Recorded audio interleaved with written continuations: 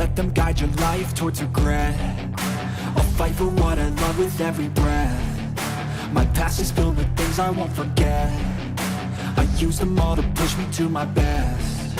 So treat the worst of times just like a test. If only I could go back in time, I'd tell myself that everything will end up alright. Just push yourself, test yourself, figure out what you like, and find your limits, don't be rigid, always work towards a prime. Surround yourself with open minds, people can change your life. A few friends with intent can help you feel alive. Find a passion, take some action, and with a little time, just be patient, make a statement, try to enjoy your life. They'll try to kick you while you're down.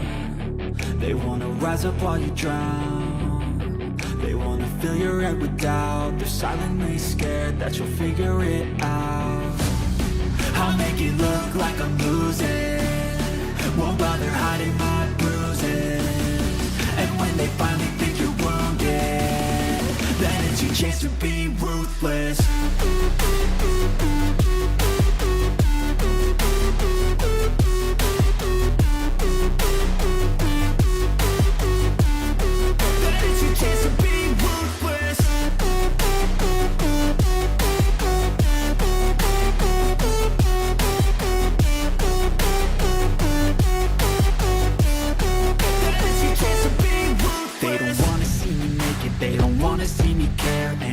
I make some progress, I can see that they compare. I think everyone's against me, maybe something in the air. Am I paranoid? I swear a void is forming and they're scared. I walk a straight path, not many can say that. I like to play fast, cross me and there's payback. You better pray that I don't see your face at any place that I go. I know you hate that. I've been doing fine, I'm not wasting any more time.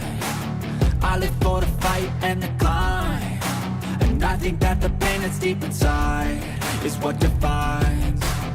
So I won't give up, I'm gonna make it to the top. I don't care what's in my way, I swear I'm never gonna stop. I could fall flat on my face and I swear I will get back up, cause I don't deserve a thing and the road ahead is tough. They'll try to kick you while you're down. They wanna rise up while you drown. They wanna fill your head with doubt. They're silently scared that you'll figure it out. I'll make it look like I'm losing, won't bother hiding my bruises. And when they finally think you're wounded, then it's your chance to be ruthless.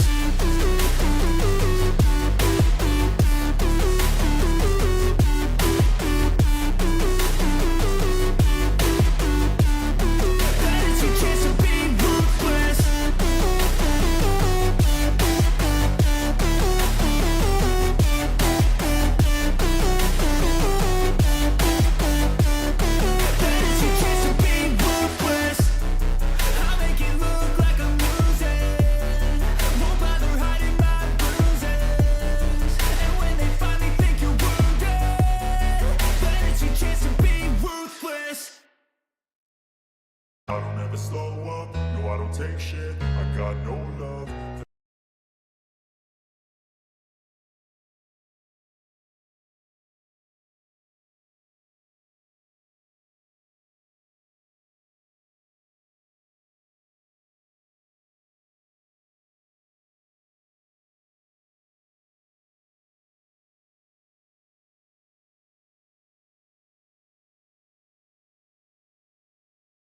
That's good to hear, Nigel. It's good that you're getting out more and doing the good things and trying to stay active. Man, you don't want to get old, man. Old people, whenever they truly get old, they stop moving around, man. You don't want to do that. You want to stay active. Active people stay alive longer. Look at Sylvester Stallone. Look at all the old G's, man. Sylvester's reaching the back door, I think, of like 84, 85 now. Bro could still lift better than you and me combined, huh? Oh, damn, the Kite Festival. Yo, he posted pictures of the Kite Festival. Look at all the kites. It's in Discord. Oh, bro, that's so cool.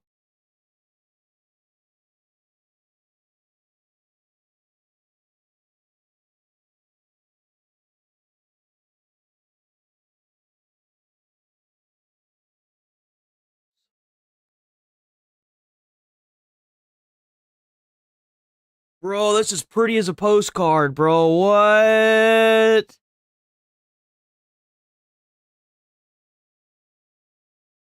Love you, drive safe.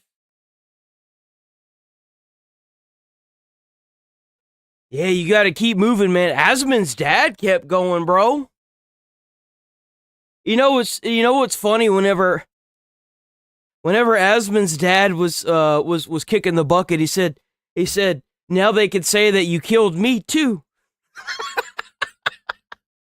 Yo, like, you gotta keep moving, man. You can't stop. Can't stop, man. Gotta keep moving. When you stop moving, that's when you die.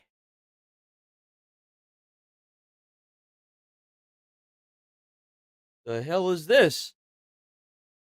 Liminal Shroud. We don't have a lot of games. Even PlayStation. Seems like everywhere's just dead right now. Beginning of the year, even the channel's dead as shit. Last month was a damn good month, though. Woo! Ho, ho, ho! Last month was a damn good month.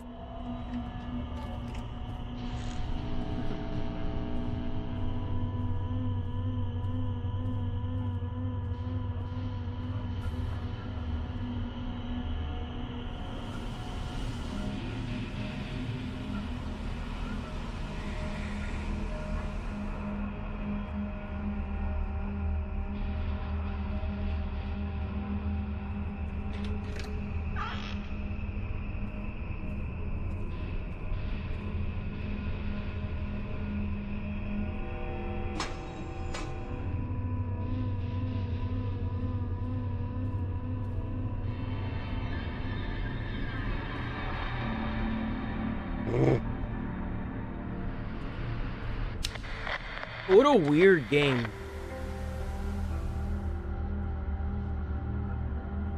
Nothing? What is this, like a backrooms game or something?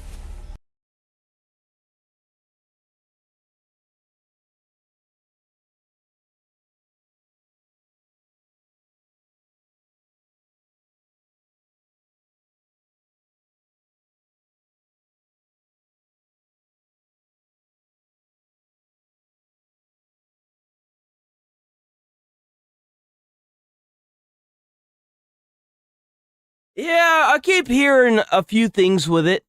I'm not 100% sure why the hell they want Greenland so bad. I think China's going to make a move towards the US. I'm not 100% sure, but I think that the United States government had some hearsay, and they might have gotten wind of something that China's trying to do to the US. But don't take my word on it.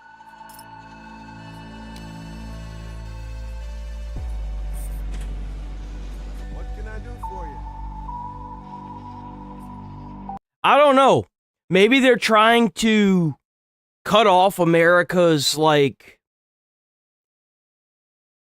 So, like,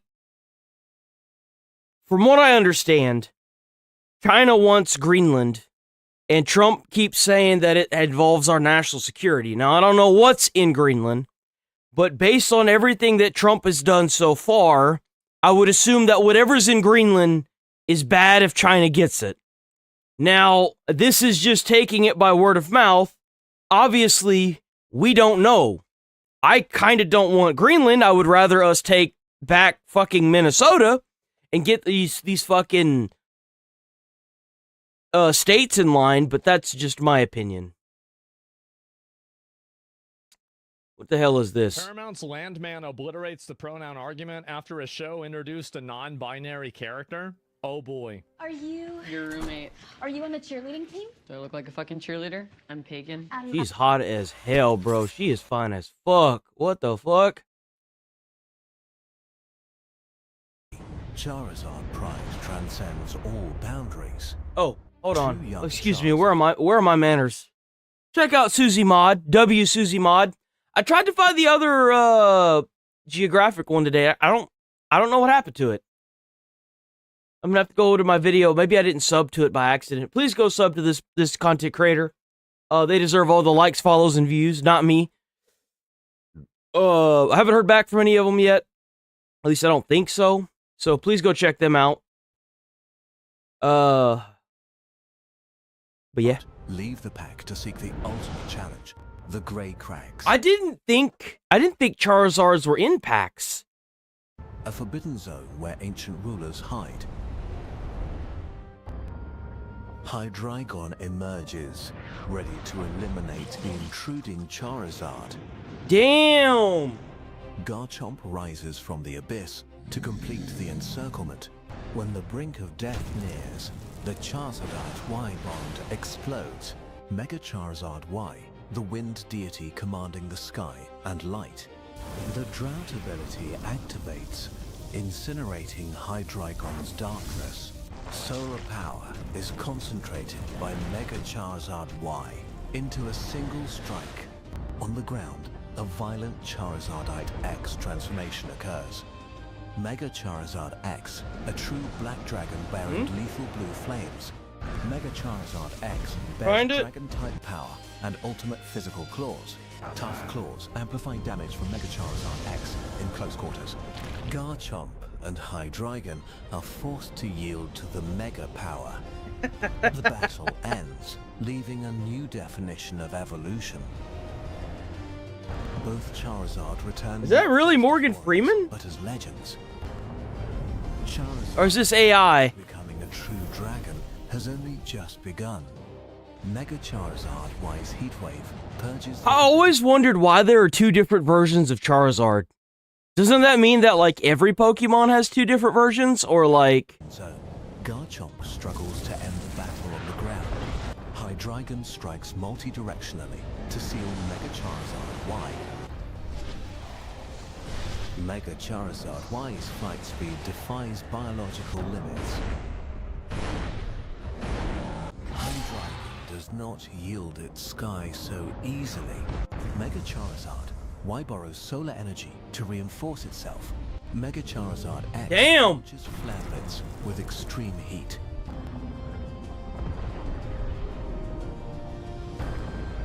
Hydreigon's dominance over the Grey Crags is shattered. Fatigue cannot hide the pride of the two Charizard. Every scar is a certificate of Charizard's ascension. Both Charizard return, bearing the prestige of conquerors. Recognition from the elder Charizard is the best reward. A new era for Charisific Valley begins. Yo, W video. Hold on. In warm geothermal caves, a high-energy creature begins its clumsy life with a very bold spirit. Jeeble, the land shark, possesses a naturally aggressive nature, but remains incredibly playful and very curious. Its massive mouth can gobble up anything that moves within its immediate and very sharp field of vision. Jeeble lives by the privilege of being protected by one of the forest's most powerful apex tyrants. Overconfident in that protection, Gibble decides to leave the cave to explore the vast outside world. It does not know that beyond its mother's boundaries, the laws of survival become much more brutal. Jeeble encounters a peer rival. I love that Pokemon as well. I don't know what it is with the steel Pokemon. I think they're so cool. Training its very hard and metallic scales. The clumsy bite hits scales as hard as steel, forcing Gibble to pay with its own teeth. Oh, damn. Teeth will grow back quickly, but this deep humiliation is a wound much harder to heal. Hakamoo, the protective older brother, appears to retaliate against the stranger's very unreasonable and bold aggression. Damn. Corner, fear begins to trigger a powerful energy hidden deep within its primal soul. In a crisis, the pseudo-legendary gene reacts strongly, driving a forced and very intense evolutionary process. Gabite emerges with sharp arms, ready to fight back to defend its own dignity and pride. However, the vast gap in combat experience remains a very significant hurdle for the newly evolved creature. Amidst the life and death moment, Bro was just a punching bag standing there. Mother Garchomp appears like a ghost of destruction. I don't know which is the best of all time. I mean, let's give it to the first legendary Mew. There's no pampered protection. The mother. Let's give that one to the reserved OG. Lesson about self-reliance. Today's failure becomes the foundation for the Predator's burning ambition to reach the absolute summit of power. It begins days of arduous training, learning to master the powers of Earth and the dragon's blood. Learning from the master, it understands that patience is the key to every successful and efficient hunt. Rough skin ability gradually forms, turning its body into a very dangerous and effective counter-attacking weapon. After years of intense training, the time for the final and most grand transformation has finally approached. It no longer needs protection. It is now the formidable guardian of its own vast and rocky territory. Garchomp is born, a war god of sky and earth, with speed that surpasses the very sound barrier. Dragon power explodes, asserting the absolute status of one. I didn't think that one could fly. Past failure. The natural world now bows before the majesty of the newly crowned and very powerful Sky Ruler. True happiness is when we master our own destiny and reach the most magnificent and lofty peaks. Strength comes not from blood, but from the will to overcome all harsh and very cruel challenges. Deep within Mount Silver, a growth cycle begins in darkness and absolute silence. I think we saw this one. Larvitar is Yep, we saw this one. born with W video. Hell yeah, video. Oh. Oh, this was so fucked. Boys, their time has come. Is now debating on what a woman is. Listen to this. The Supreme Court. Thank you, Mr. Chairman. Since you bring it up, why don't we start there? Dr. Verma, I wasn't sure I understood your answer to Senator Moody a moment ago. Do you think that men can get pregnant? This is a doctor, by the way. This is a doctor. This is somebody whose lives depend on her. I hesitated there because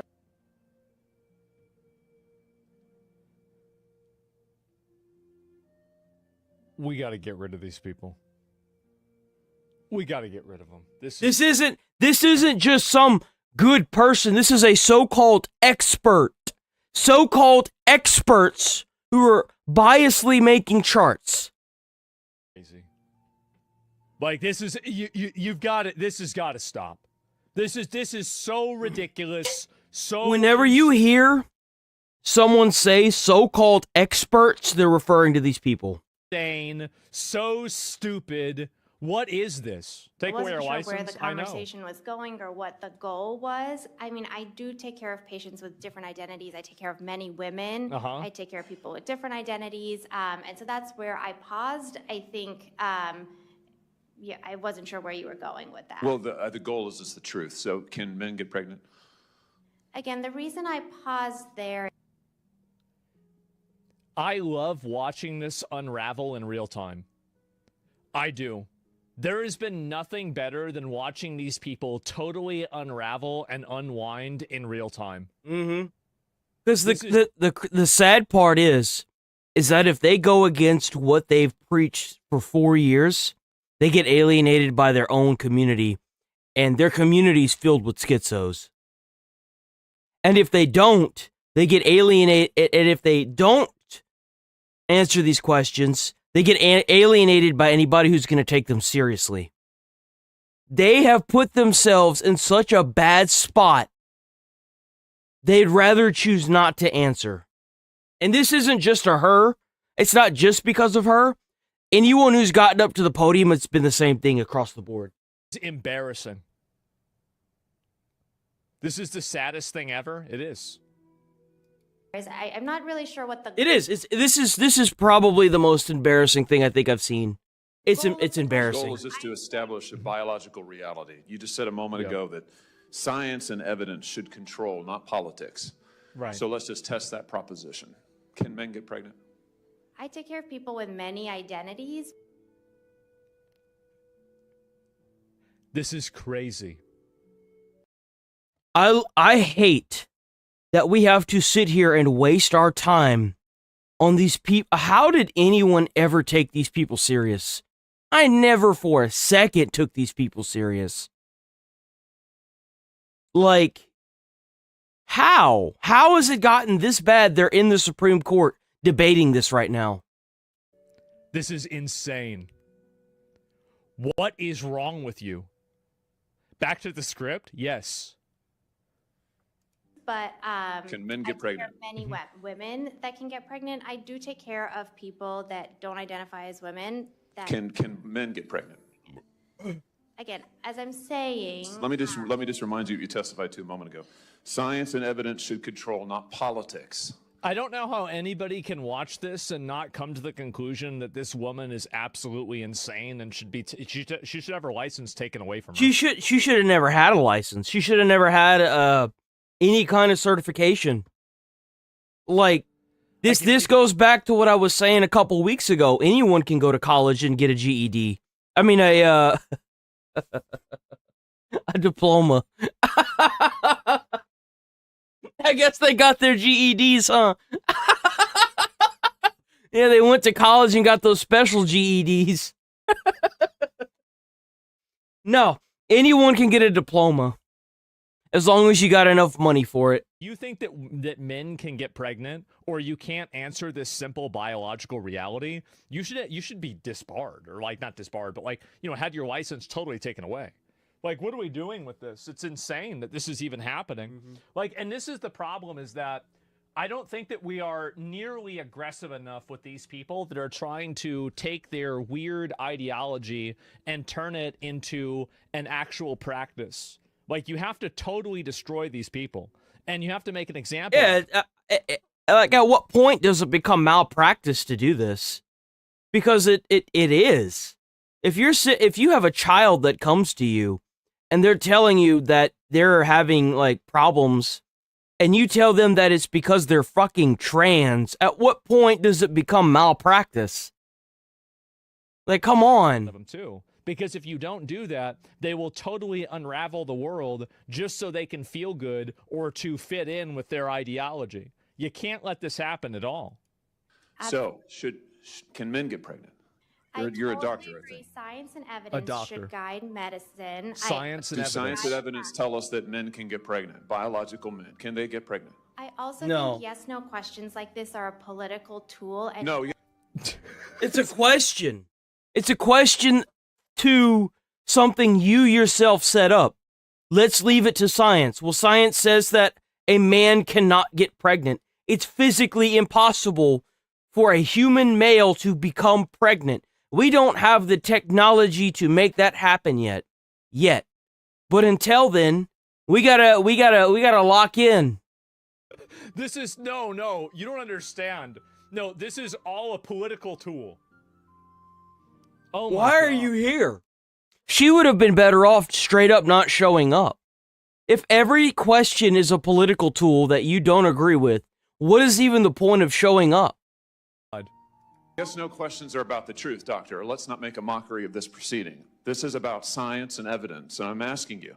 You know, the United States Supreme Court just heard arguments yesterday at great length on this question. This is not a hypothetical question. This is not theoretical. It affects real people in their real lives. And you're here as an expert, called by the other side as an expert. And This is, thank you. Do you remember what I've said before about experts? I've said this over and over and over again. These people are not experts. They're parasites. That's what they are. They're parasites on the system.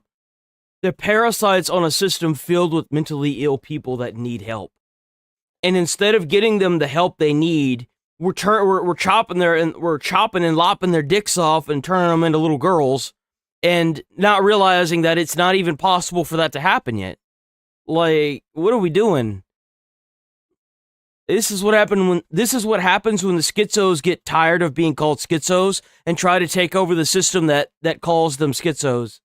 Stop referring to them as experts. They are absolutely not.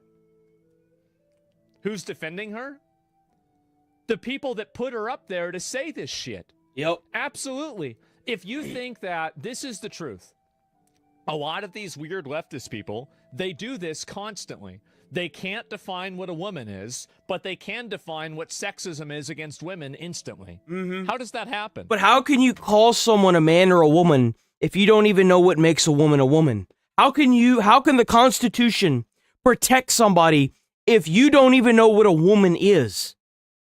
That's the problem. How can you have rights for people, for women and men, if you don't even know how to define what a woman or a man is?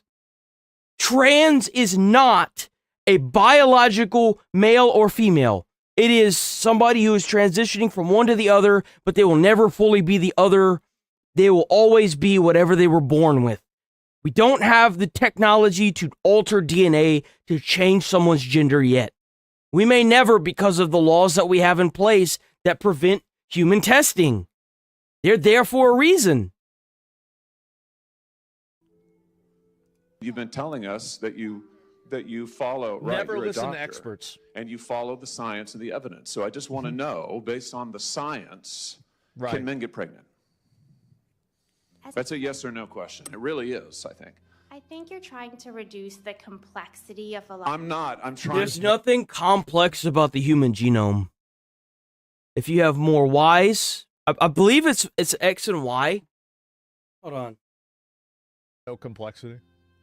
How do you know if It's not complicated. It's just not. It's not complex. Yeah, I'm trying to get simple. to an answer, and I'm trying to test, frankly, your veracity as a medical professional and as a scientist. Can men get pregnant? I think you're Yeah, also- it's literally in your DNA. So by checking for the Y chromosomes, males have one X and one Y chromosome. Females have two X's. It's literally encoded into your fucking DNA. That's what determines if you're a boy or a girl, right there. It has nothing to do about your stupid ass ideology. No one can be an attack helicopter. There's no extra fucking Z genome that allows you to be a fucking helicopter with a fucking propeller on your ass. You're either a male or a female. There is an XX chromosome and an XY chromosome, and that is it. That is all there is to it. conflating.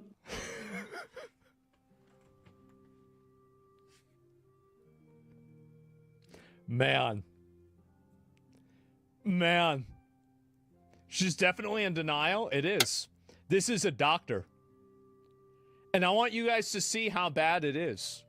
See, these are the same people that are out there repeating these same lies over and over. You got to institutionalize these people. You got to do something about them. You can't let people out They here going, damn sure shouldn't be doctors. You want to sit here and tell me, as a doctor, you should let science do all the work? You should know more than anybody what science says about male and female. Down to the base DNA. There's no reason you shouldn't be answering this question with no. Males cannot get pregnant. It's literally not possible. No matter how much surgery you go through, you will never be able to get pregnant as a male. It's not possible. Arnold Schwarzenegger was in a movie where he got pregnant. It was supposed to be like a comedy. It didn't do so well. But there was a whole movie about this back in like the 90s or the 80s. Like, come on. this is a doctor. Where are our standards? What the hell is going on? This is extraordinary. No, I'm not conflating male and female. They're two different things. There's biological men and there's biological women. Thank you. And I want anytime someone refers to biological men and women, XXXY chromosome. It's in your DNA. It's encoded into every human being that's ever lived. Like, to know, can men get pregnant? What you were talking about is What you're talking... Oh, let's hear what this actually is. Oh, my God. biological. You're not going to answer my question. it sounds like. Biological males. This isn't. She's afraid of being attacked by people out in public. I know. And you have to force these people into admitting it. And I think that really the more that you press them on this, the more this will fall apart and totally unravel. Mm-hmm. This is what happens, is that these ideologies, there's a reason why the entire internet needed to be censored in order to make these ideologies able to exist. It's because the moment that even the slightest amount of logic and rationality is applied to them, they totally fall apart. They do. Collapse. Hard, doctor. Can men get pregnant? I look forward to these people getting pushed out of the medical field, not taken seriously, and I look forward to new laws being put into place that identify what a male and a female are, so that way we can get the protections where they need to be. This is disgusting, this is malpractice, and these people should not have licenses or certifications in their field, period. Yes or no? I would be more than happy to have a conversation with you. It's so patronizing and obnoxious and annoying. Don't you just hate people like this? They're so annoying. I hate them. That is not coming from a place of trying to be polarized and it's polarizing. When did asking a simple yes or no question become polarizing? I love how these people try to gaslight you whenever you try to get down to the root of the problem. I have run into so many people like this in my life, and I've cut so many of these retards out of my life, it's not even funny. Because I've always been that no bullshit kind of person. Anyone, you can ask anyone I've ever dated. I don't care about how you think. I don't care about how you feel. If I've got cold, hard facts stare at me in the face, I'm going to address the elephant in the room. That's how I've lived. I don't, like, it gets on my fiance's fucking last nerve. It does. She hates it. But at the same time, it's like she could always come to me because she knows I'm going to get the problem solved. Talk about whether men can get pregnant or not. I'm sorry, but if you get polarized by that, you need to be in a box. It's not an emotional question. It's a scientific. If it's not only a scientific, it's a scientifically proven question that any doctor in the medical field, any EMT, any paramedic, any firefighter, anyone that has those certifications, that has those licenses, should be able to answer, no questions asked. It helps not only your credibility, but it also shows that you know you're competent enough that they don't have to worry about you in your field. You need to be in a padded room. I'm not trying to be polarizing. I'm trying to ask. I think it is extraordinary that we are here in a hearing about science and about women. And for the record, it's women who get pregnant, not men. We are here about the safety of women and science that shows that this abortion drug causes adverse health events in 11% of cases. That's 22 times greater than the That's insane. 11% is a crazy number. FDA that is a lot. Label, another fact you haven't acknowledged, and yet you won't even acknowledge the basic reality. That's right. Biological men don't get pregnant. There's a difference. This is, remember what I said before about how these people have totally replaced religion with ideology? This is their new religion. It's kind of sad to see that this is revolving around an abortion drug. I am pro like choice. So like if it's your body, you should choose, especially like if you can't afford to have a child. I don't ever want to put somebody through what I went through growing up. If you can't afford to have a child, don't have kids. Seriously. If you have a child and you can't afford it, put it up for adoption. Don't keep it. Let that child go to a family that's gonna, you know, take care of it, be able to afford it. Don't keep that child. Don't do it. That is 100% what I believe. Like, I don't like people like trying to tell women what they can and can't do with their bodies when it comes to abortion. I think that if that's their choice, they're just gonna go and do it anyway. I mean, that wire hangers were the pro-choice version of that argument for generations now, so they're not gonna really solve anything. They're just gonna have more dumpster babies. That's all.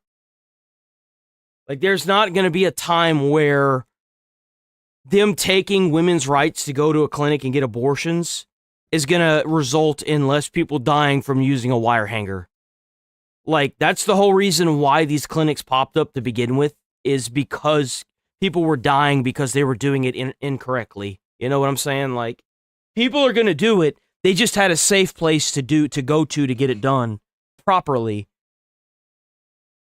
This is the reason why they can't deny it or go back on it or say anything that is counter to it at all. This is a dogmatic cult religion. And it sucks to see that the people that these parasites took over were the organizations that allowed for pro-choice. That's where I was going with that. I'm sorry. But it sucks to see that these parasites took over those organizations. It does. It really sucks. Between biological men and biological women. I just, how it is. I don't know how we can take you seriously and your claims to be a person of science if you won't level with this on this basic issue. I thought we were past all of this, frankly. I can't believe we're still here talking about this. In 2026, we have doctors coming up in the middle of Congress saying that they don't know, essentially, or that they don't want to answer a question that is around science because of how they feel. I'm a person of science, and It's I'm gross. also someone here No, you're not. No, you're not. who's here to represent the complex experiences of my patients, and I don't think They're not. It's not complex at all. What do you mean it's complex? It's just, this is what they do. It's insane, man. She's a confused person. She is. polarized language or questions serve that goal. I don't think they serve the American people. It is not polarizing to say that there is a scientific difference between men and women. And I want this to be clear and for the record. It is not polarizing to say that women are a biological... That's what really bothers me, is the way these people reword things is what really bothers me. It's what's really, really concerning to me. When you ask, like, if you ask somebody back in 2007 what the difference between a man and a woman is, they would give you an answer. But now, for some reason, it's polarizing. The way they use their words of like, well, this makes me feel a type of way. Well, that's you.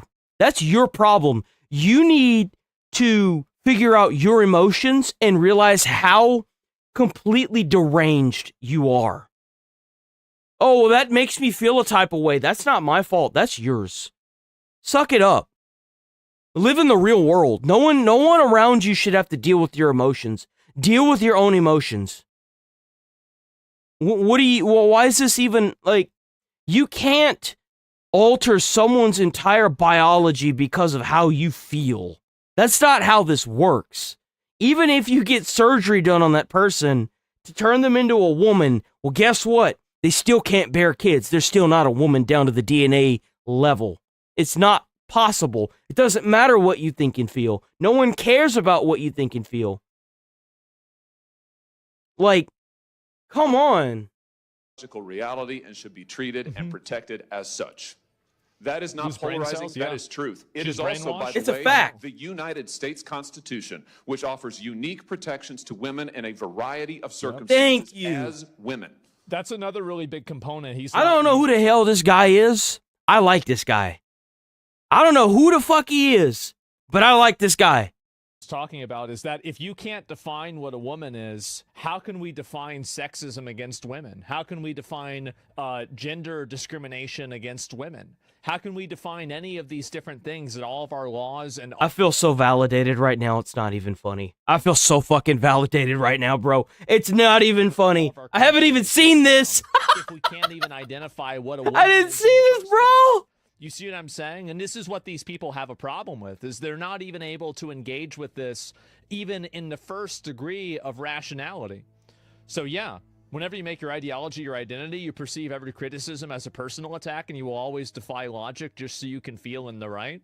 True. She just said why she's there. She doesn't want to lose patience into money giving a logical answer. Well, again, I think that there needs to be some degree of accountability for people that are engaging with this stuff. There's no way I've worked in the medical field. I've worked as an EMT. I've worked with first responders. I have been a first responder.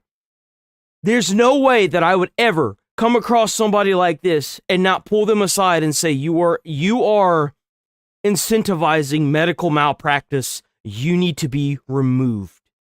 If I was head of any kind of board that could remove these people, my first thing every morning would be to check up on this person and make sure that they are doing what they're supposed to, not what they want to do.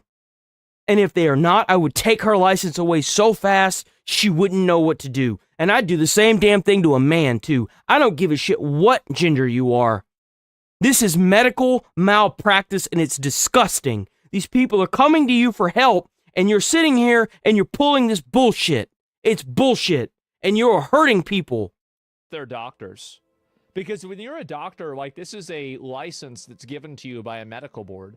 If a medical board is giving out licenses to people that don't know what a woman is, then at what point are they enabling malpractice? Thank you! And your refusal to recognize women as women and men as men is deeply corrosive to science, crazy? to public trust, and yes, to constitutional protections for women as women. Don't forget about the big one, to society. Yep. And I think it's I don't think that Republicans are even remotely as aggressive against this stuff as they should be. Like, in my opinion, I think that any of these different doctors that did any sort of intervention, like any sort of trans intervention on anybody under the age of 13, should be brought up on child mutilation or child endangerment charges. I absolutely agree with that. And I think that it should be from 18 down. If you did stuff with somebody, like if you did a transition surgery on a child under the age of 18, you should be brought up on child abuse charges and mutilation charges, all the same thing. I think that it should be below the age of 18. Honestly, like, what are we doing? Why is this even a question? It's disgusting. Especially if it's a child below the age of 13, I think that the severity of the charges should go up significantly, like quadrupled, tripled. I don't even care. It has to go up a lot because it's disgusting, and these kids haven't even been through puberty yet. It's awful. Be totally, removed from the license. We should put them in jail, do all of this retroactively, take these people, remove their licenses as well, and then just totally scorched earth these people. I agree. Because the reality is that you can never reason with people that are brainwashed. And this is a really big mistake. 18, not 13. I think 13 is a point where everybody can agree. I think 14 to like 18, there's like some gray area, right? So like all I'm talking about are the easy wins, okay? You want to say 18? I agree with you on 18. But the fact is that 13 and under is the easy win. Bro's like having a conversation with me, bro. Yeah, sure, right? Okay, fine, 18. I don't care. Be way they didn't reason that. Is tease there are. I want to hear more about what's going on in the backdrop. Like I don't. Because it is accepted by the You American do. people. It's a political agenda that has been thoroughly discredited Completely and rejected by crush the it. American You do. people in this forum. And I'm glad we had this exchange because it is exceptionally clarifying. It is also in many ways quite depressing. I see that my time has nearly expired. I just want to thank the other witnesses for being here. Thank you for protecting women and children. Thank you for your valiant efforts. Thank you for following the science. And thank you, Mr. Chairman, for this hearing. Holy shit, what is going on? And utter Karen annihilation. I know. What do you mean there's a gray area in 14, 18? I think that some people view That's crazy. Is there any more of this? Is there any more of this? There is. There's more. Oh, God. I want to make sure we're Dr. all addressed. Oh, fuck's sake. There's more. Miss Verma. Bro, how is this? This lady is not going to be in her position for very long. She may have enjoyed it while she had it, but it's not going to be happening. Pregnant? Dr. Verma, Yes. I just want to make sure we're all Dr. addressed. Verma. If it was up to me, not for long. Doctor. Yeah, right. Men get A pregnant doctor. as a doctor. Give me your opinion as a doctor. Can men get pregnant? This is the way she's asking that. It's a trap. That's the kicker. If she answers yes, she could lose her license if she answers this. That's a board question. If she went up against a board of people, on her license and she didn't answer no, she could lose her license and be taken out of the medical field instantaneously. They would instantly call that medical malpractice. And here's the kicker. Here's the kicker. Is that if she goes up against a board of her peers and she doesn't answer yes or no, she could also lose her license. It'd be a little bit harder to take it away, but they could still just as easily take it away. Like if I've never had to sit and go up against a board of peers like that, but my college professor that taught me EMT, he talked about how grueling it, like the questions they could ask you could last 10 minutes upwards of 2 hours. You could be sitting there answering questions about everything. Like he said that he usually they have like witnesses that go in just to like, you know, that are unbiased. And it's just like a court, honestly. It's a lot like a court. And he said that because they were really not liking the lady, and he talked about what she had done, or what he had, it wasn't a girl, it was a man, it was a dude.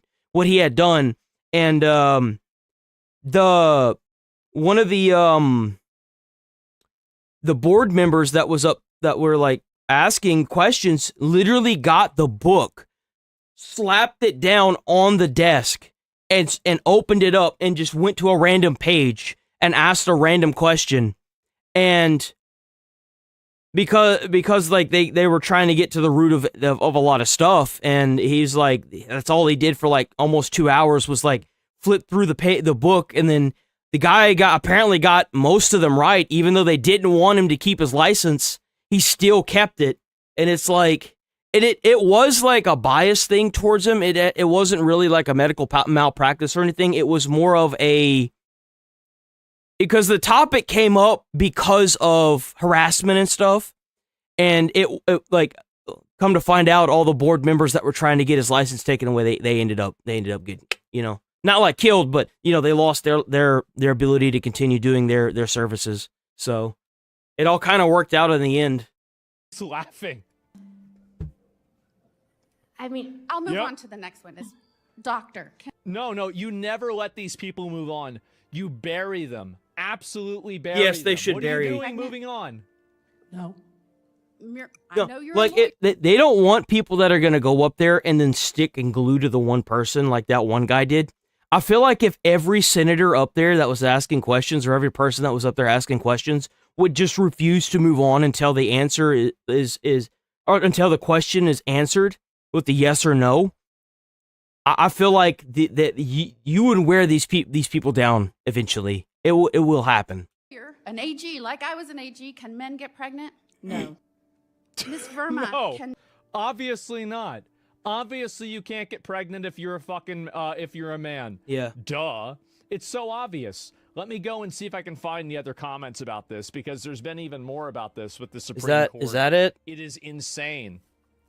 And yeah, want me to be honest, I don't think so at all.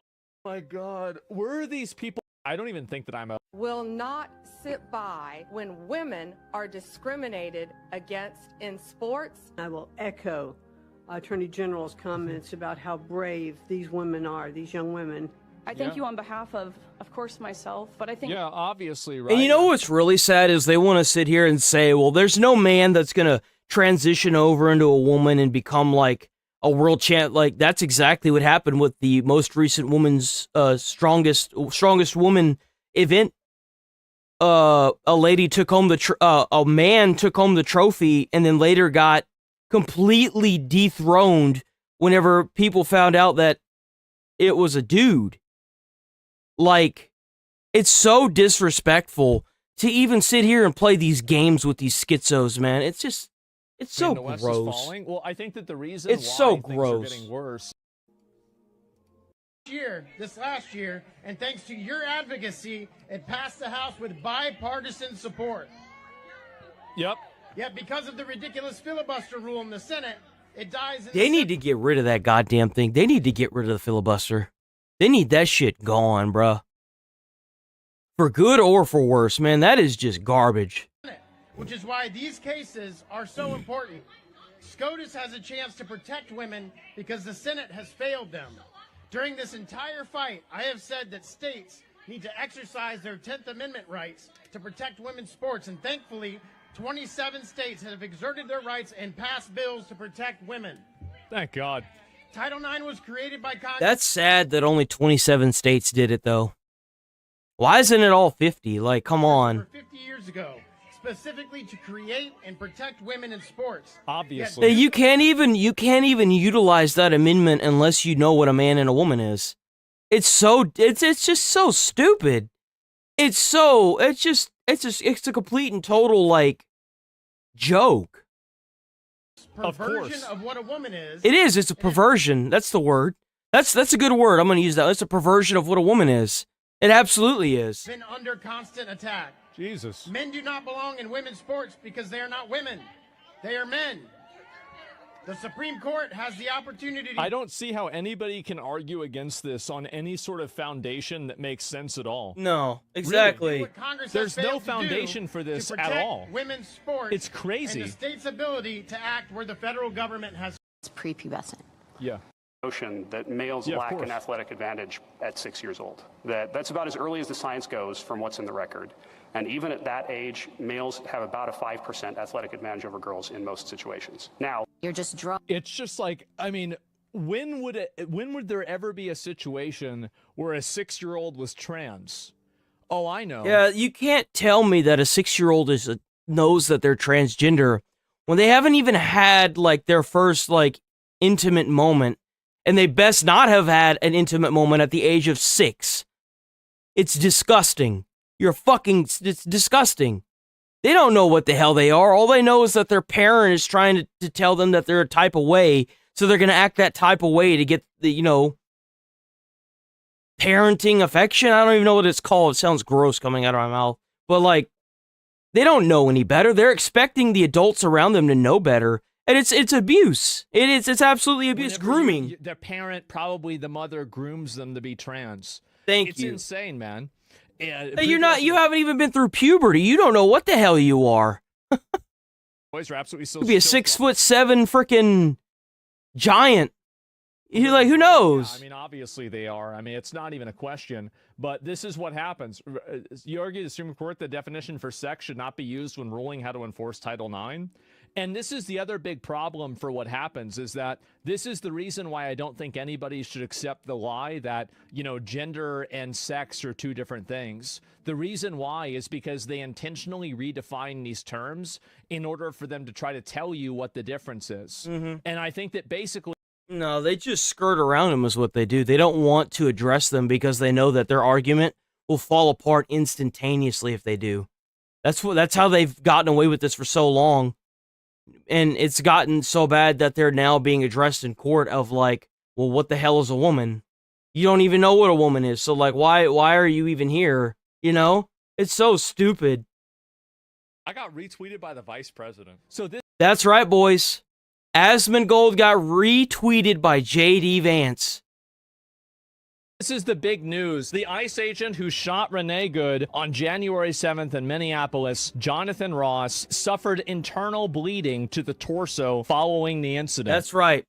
He was hospitalized for internal bleeding because he got hit by a goddamn car. Hot damn hallelujah. We have so at first it was, well, he shouldn't have been standing in front of the car, and you could see in the video, he walked around the car, and then as he was going around, he was taking video of the license plate, and then he got hit. Oh, but the thump sound is his phone hitting the car, and then come to find out he's got internal bleeding. Well, how do they know that he was police? Well, she was following them around all day. How do they know that he was police, or they were police, following him around all day? Then you've got how they clipped it, so that way you couldn't see the full, video of him walking around the car. All you saw was the initial impact, and people thought he was just standing there. And then you've got everything that these idiots complained and bitched about online got completely taken apart.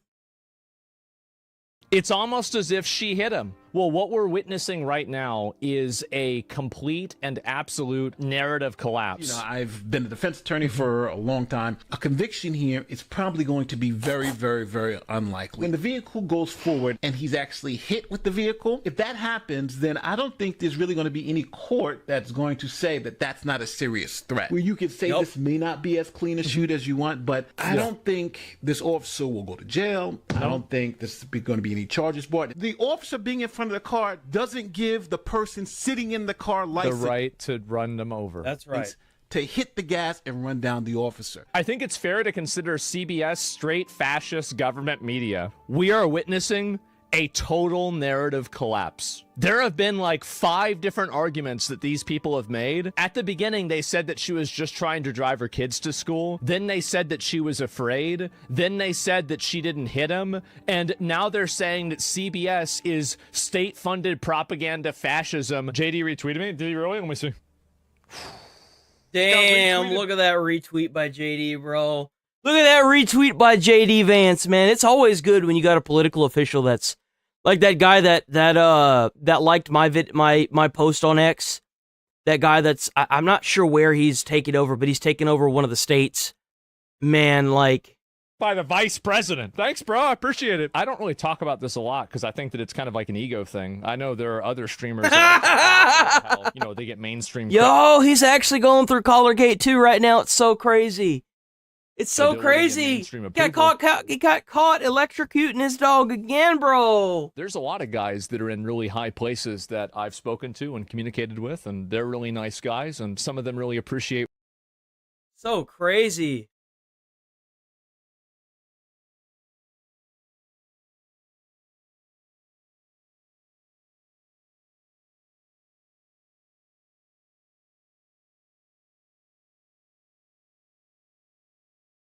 So on the topic, Nick Shirley released a second investigation into the Somalia scam. We didn't watch the first one, boys. We didn't watch the first one that blew up and got Tim Walz kicked. He made a second video where he went around to all these daycares in Minneapolis and asked them where the kids were. We gonna watch this one. We missed the first one. We're going to watch this one. Please check out Nick Shirley. He does all the legwork. He does all the good stuff. He completely overthrew Tim Walz. W. Nick Shirley. Keep doing what you're doing. If you want me to take it down, please don't strike me. I will take it down. Please don't strike me. Please, man. I'm working hard for what I'm doing. Please. Just send me an email, sit down, a takedown notice, anything. Please don't strike me. You can even copyright it for all I care, bro. I will take that as a hint to just take it down. I will do it in an instantaneous. Like, dude, you ain't even got to say nothing to me. Just please. I'm asking no. You don't ask me nothing. $2.25 million. Get out. Are we the only community that does fraud? How come they said this building was closed? Look, it's him again. Advanced mobility is? Advanced mobility? Yeah, we're looking for it. Never heard of it? They know we're shining the light on the fraud, and they have no defense. Would you like to see anybody in the government here held accountable? Most definitely, because there can definitely be an allocation of funds. The Minnesota fraud scandal continues to get worse and worse as billions of dollars of fraud has been exposed, and as I showed the world the blatant fraud taking place at daycares and other locations across Minnesota, it became the most viewed video expose on the internet and created instant change within the government as the Fed sent thousands of federal agents to Minnesota, and the HHS froze over $185 million in all payments to childcare. That's right, boys. Politicians like Tim Walz call people like me white supremacist and far-right delusional conspiracy theorists for exposing the fraud. Meanwhile, you know, it's kind of crazy that they say that he said that, because not once did Nick Shirley bring up politics in the first video. Not once did he. Not a single time did he say far left or far right. Not a single time. He just exposed fraud, and he's being alienated because of it. He actually dropped out of running for He's like our modern day Snowden. That scandal has erupted the nation as protests and riots took place, all starting because daycares like Quality Learning Center were exposed. However, the daycares is only a small portion of the fraud taking place in Minnesota. In this video, I will take you into what has continued to allow this fraud to happen and connect all of the dots for you, exposing all of the fraud from strange connections of the business owners and the politicians who have openly admitted to the fraud on live TV. And to dive deep into the fraud, I met back up with the local David, who has been investigating this widespread fraud scandal for years. So here in Minnesota, you have daycare fraud, you have adult daycare fraud, you have healthcare fraud, and you even have more fraud. What's some of the fraud that's also taking place here inside of Minnesota? Well, what I think might be sort of the heart of the beast here is this transportation fraud. And what I mean by that is in Minnesota, we have something called non-emergency medical transportation, NEMT. My research has shown that there are about 1,000 such companies in Minnesota, and more than 90% of them are Somali owned. And so right here on the table, what do we have? All this information right here.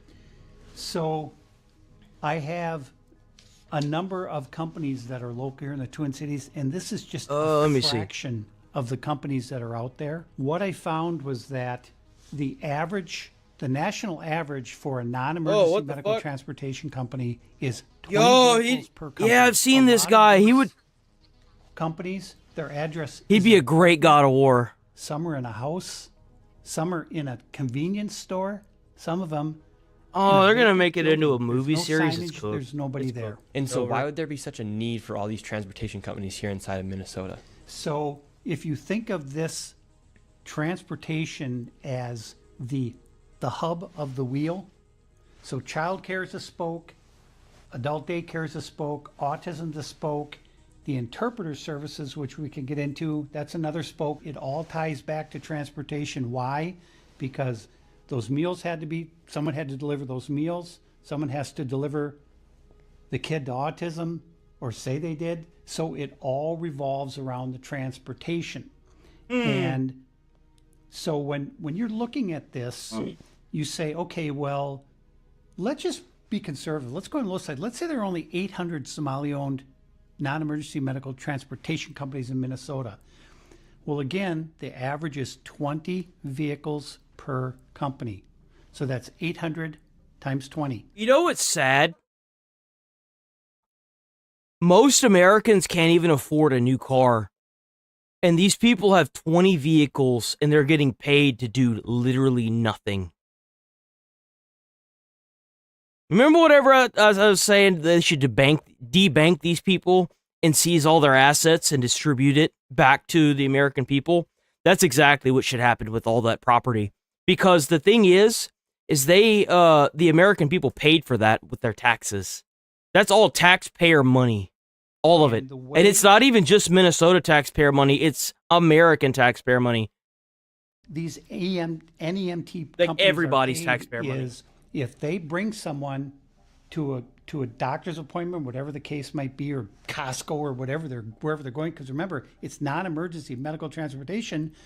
Well, we went to Costco because they have to eat or they'll die. So that's considered, right? So it's almost impossible to figure out from the outside what exactly the payments are for each of these trips, but I have a pretty good idea.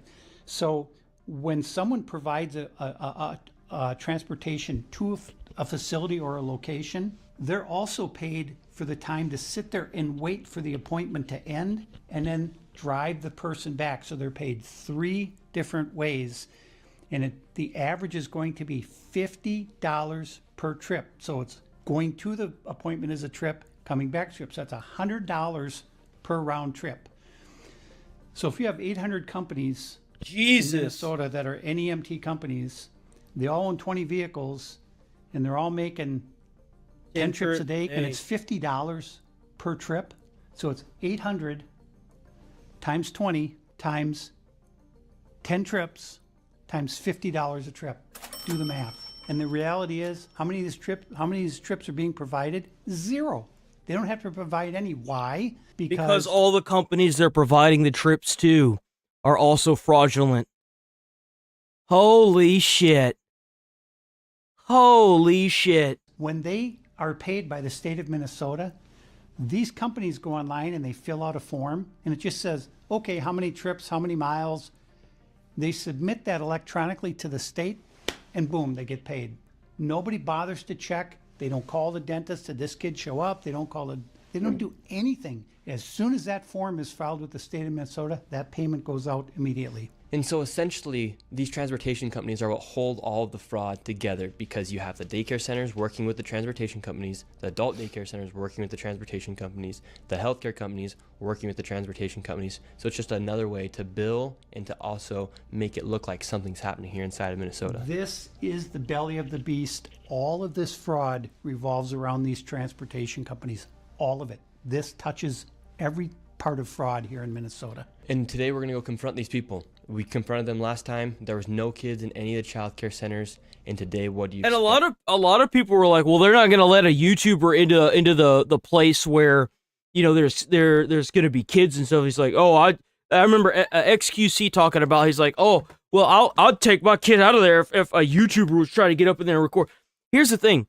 The camera only swivels to their direction whenever people show up, and then they immediately try to block the door. And even if they didn't get let in, why don't you hear any kids? Why don't you hear any kids in the background at all? Ever. You never hear any kids whatsoever. They never try to hand you a pamphlet to sign up. They never hand you any paperwork to sign up. They tell you to leave. Something is obviously going on. I mean, that's why play locations are now being closed, and these people are being arrested and charged with fraud now, and have been charged with fraud. Like, they are in jail because of it. To see. I think we're going to see some vehicles because, here's the thing. I didn't like Nick Shirley's, well, there's a lot of snow piled up on the vehicle. It happens every night. Look at the wheels. If you have a transportation company and the wheels aren't packed with snow, and it doesn't look like the wheels have been moved in a while, that's how you know. Look at the wheels. Don't worry about the snow on the vehicle. Worry about the wheels. Do the wheels have compacted snow all the way around the tire? when I drive around the cities here, I see these Somalis driving, and mostly it's like a Plymouth Caravan or whatever, and there's never, ever been a passenger. And in 7 years, I've never seen a passenger in any of these vehicles. I've followed some of them. They're going to Costco, they're going to Sam's Club, they're going to Walmart. The driver gets out, goes in there, loads up a shopping cart, comes in, puts it in the van, and off they go back to where they live. And now we're going to go out and see what's happening with these transportation companies. And here's the other thing. Tim Walz and the Department of Human Service, you threw the people of Minnesota under the bus. Shame on you, and I'm coming for you. You heard it here first, David. All right, let's go. Man's not messing around, bro. So where's the first location we're going to? The first location is a company called Safari Transportation. Okay. Cedar Avenue South in Minneapolis. And so what makes Safari Transportation. Filing date 2015. Cedar Avenue South in Minneapolis. And so what makes Safari Transportation Company an interesting transportation company? Well, allegedly fraudulent. Well, the thing about Safari is that they've been registered since 2015 with the state of Minnesota as operating vehicles. And again, the national average for a non-emergency medical transportation company is 20 vehicles. So if they've got 20 vehicles and they're at 607 Cedar Avenue, I have no idea where there's parking. I'm parking them because there is no parking anywhere near this office. Really? We've arrived to the transportation company. So not only are they just saying they have the vehicles, they don't actually have them. We're outside, and right there we have a Loving Arms adult daycare. All the windows are completely boarded out right there, and there's supposed to be that's crazy transportation company registered right here. It's 617, but it's a liquor store. Right, so the location here is 607 and also 617. These are two transportation companies. We're on a main road right now, and this is 607, and it is not a transportation company. The liquor store. A money transfer, but it's registered here. 607. This does not look like Safari Transportation. Where is the transportation company? I don't see any signs denoting that there's any transportation. It's all just looks like money wiring. But if you look at the Secretary Is it that door right there? Hold on. What is it? This door? Is it this door? That's what the thing is supposed to be. Money wiring. But if you look at the Secretary of State's office, state of Minnesota, Safari Transportation, 607 Cedar Avenue, and it's been registered here since 2015. That was the original filing. So let's see if we have the manager. Let's see if we can find Fod. Hello. Oh my God, no way. No way. We're looking for the transportation company. Safari Transportation? Looking for Safari Transportation? No, there's no Safari Transportation here. No Safari Transportation? Safari Transportation, 607 Cedar Avenue. We're just looking for Safari Transportation. We don't know. So, but this is registered for Safari. Bro, how is it that they're looking for a transportation center, right? They walk into a money laundering place, right? Or a money place, not laundering, sorry, money place. And it's not just a money place, it's also it looks like a cleaners, like a dry cleaners. And the first people that are there are Somalian. Come on, guys. Safari Transportation here. No Safari Transportation? Safari Transportation. Seriously? We're just looking for Safari Transportation. We don't know. So, but this is registered for Safari Transportation, 607. That's the address. Okay, we don't know. We're asking where Safari Transportation is. We don't know. Okay, so the business is not here. Don't record. Fuad Omar? Fuad Omar? We don't know. This, do you see this? What is this? Money transferring. That's it. Okay, Well, this registered. Is from the state. This is fraud taking place. This is supposed to say, this is for Safari Transportation. Go find out. Yeah, we did find out. This is fraud right here. Registered here This is since registered. 2015. 2015? Safari Transportation. How is it that they allow this? How do they not have people going around and checking these places to make sure they're legitimate? It's crazy. Minnesota.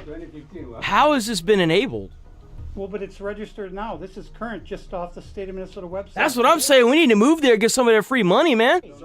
I mean, you got these Somalians living in these mansions, just collecting like daycare funds, bro. Like what? From today. I just printed this off today. Fuad Omar. Go check it out. Man, go there, get like a big house, pay it off with them daycare funds, and then sell the house.